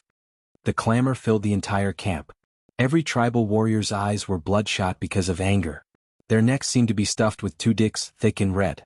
They opened their mouths full of fangs and roared at the top of their lungs. At the center of the hall was Orgrim, who was kneeling on both knees. He was once the assistant of the great chief, but now he was a traitor in the eyes of the beastmen. The horn that was used to summon the great chief was still sounding. It sounded as though it was mourning the death of the great chief, but it also seemed like it was trying to awaken the anger in the beastmen's hearts. Countless pebbles of all sizes were thrown at Orgrim, who was kneeling on the ground. These stones were the size of a human fist, and when they hit Orgrim's face they were not fatal but they were painful. However, the physical pain could not surpass the pain in his heart. It was the pain of losing 100,000 elites. It was the pain of the unknown fate of the beastmen. It was the pain of knowing that Ghoul Dan would lead the beastmen to destruction once he returned. Orgrim's mind was still replaying the scene of that day. His good friend Durotan's smile was still echoing in his mind. That day Durotan came. He told the Hammer of Destruction everything he knew, the contract with the Demon Lord, the origin of Ghoul Dan's power, and the betrayal of the clans under the control of the Shadow Council. The final and humiliating end that awaited the beastmen was that they would be thrown as bait to the demons of the Burning Legion. As Orgrim listened, he tried his best to keep his wide face cold, making his aura and posture befitting of the assistant of the great chief. However, in his thick chest, his heart was beating violently as though his famous Hammer of Destruction was beating on human flesh. Was this true? This sounded like a story spouted by an idiot who went through the dark portal and was messed up by the unknown energy in the void. Demons? Dark contract? What a joke. However, this was what Durotan had said. Durotan was not only the smartest, bravest, and most honorable chief of the tribe. He was also an old friend that Orgrim had trusted with his life more than once, and he had repaid Orgrim's trust with his greatness, courage, and integrity more than once. If these words were spoken by any other orc, Orgrim would definitely teach them a lesson with his hammer. If the one who said this was Durotan, then Orgrim's answer would be trustworthy. In the following days, Durotan paid the price for his integrity and loyalty to the tribe with his life. He and his wife, Draka, had been assassinated by the Shadow Council. Whenever he recalled this scene, Orgrim's steady hands would tremble uncontrollably. Orgrim couldn't help but ask himself, am I going to die? Should I die in such a cowardly manner as a traitor? No, there's a lot I haven't done yet. If I die like this, then no one will be able to control Ghoul Dan. This true traitor will lead the entire tribe into the abyss of death and shamelessly sell the souls of all orcs to the demons. Thinking of this, Orgrim suddenly let out an earth-shattering roar. I am not a traitor. Orgrim's voice was so loud that it was like a clap of thunder. It actually suppressed the clamor of the thousands of orcs present. Every orc's face froze. Their roars were suppressed into their throats, unable to come out. If you're not a traitor, then who is? A deep voice rang out. This voice had an inhuman coldness to it, as though the owner of this voice was temperamental. Kilrog Deadeye, the chief of the Bloodloop tribe. Due to the unexpected death of the chief, he had no choice but to temporarily hand over the army to his deputy and lead his personal guards back. With the Blackrock tribe suffering heavy losses, the authority of the Bloodloop tribe had undoubtedly increased. Among the chiefs of the dozens of tribes present, his authority could be ranked in the top 3. Orgrim stood up proudly and fearlessly looked Kilrog's remaining eye in the eye. For a moment, Orgrim's words were on the tip of his tongue. He almost said Ghoul Dan is a traitor. But at this moment, Duque's face, which always had a mysterious smile on it, appeared in Orgrim's mind. Duke Marcus, the most powerful human mage, the most cunning strategist. He was the one who orchestrated all of this. He was the one who put the 100,000 orcs to death. He was the one who killed the chief. If not for him, perhaps the orcs would have had to put in more effort, but they definitely wouldn't have won such a Pyrrhic victory. Orgrim also had an even clearer understanding. The only person who could deal with the existence of the mystical realm was Ghoul Dan, who was also a mystical. Whether it was him or the other chiefs, they couldn't do anything to Duque. Thinking of this, Orgrim forcefully swallowed his words and instead let out a maniacal laugh. Ha ha. Kilrog, you make me feel like a joke. Why do you think I'm a traitor who killed 100,000 of my own people for the sake of the humans? Why would you rather believe the lies of the humans than the loyalty of a orc? Why would you believe a despicable mage who set fire to us orcs again and again? Orgrim's rebuttal stunned the chieftains and the thousands of leaders around him. Orgrim's direct accusation that the arsonist was Duque was not wrong at all.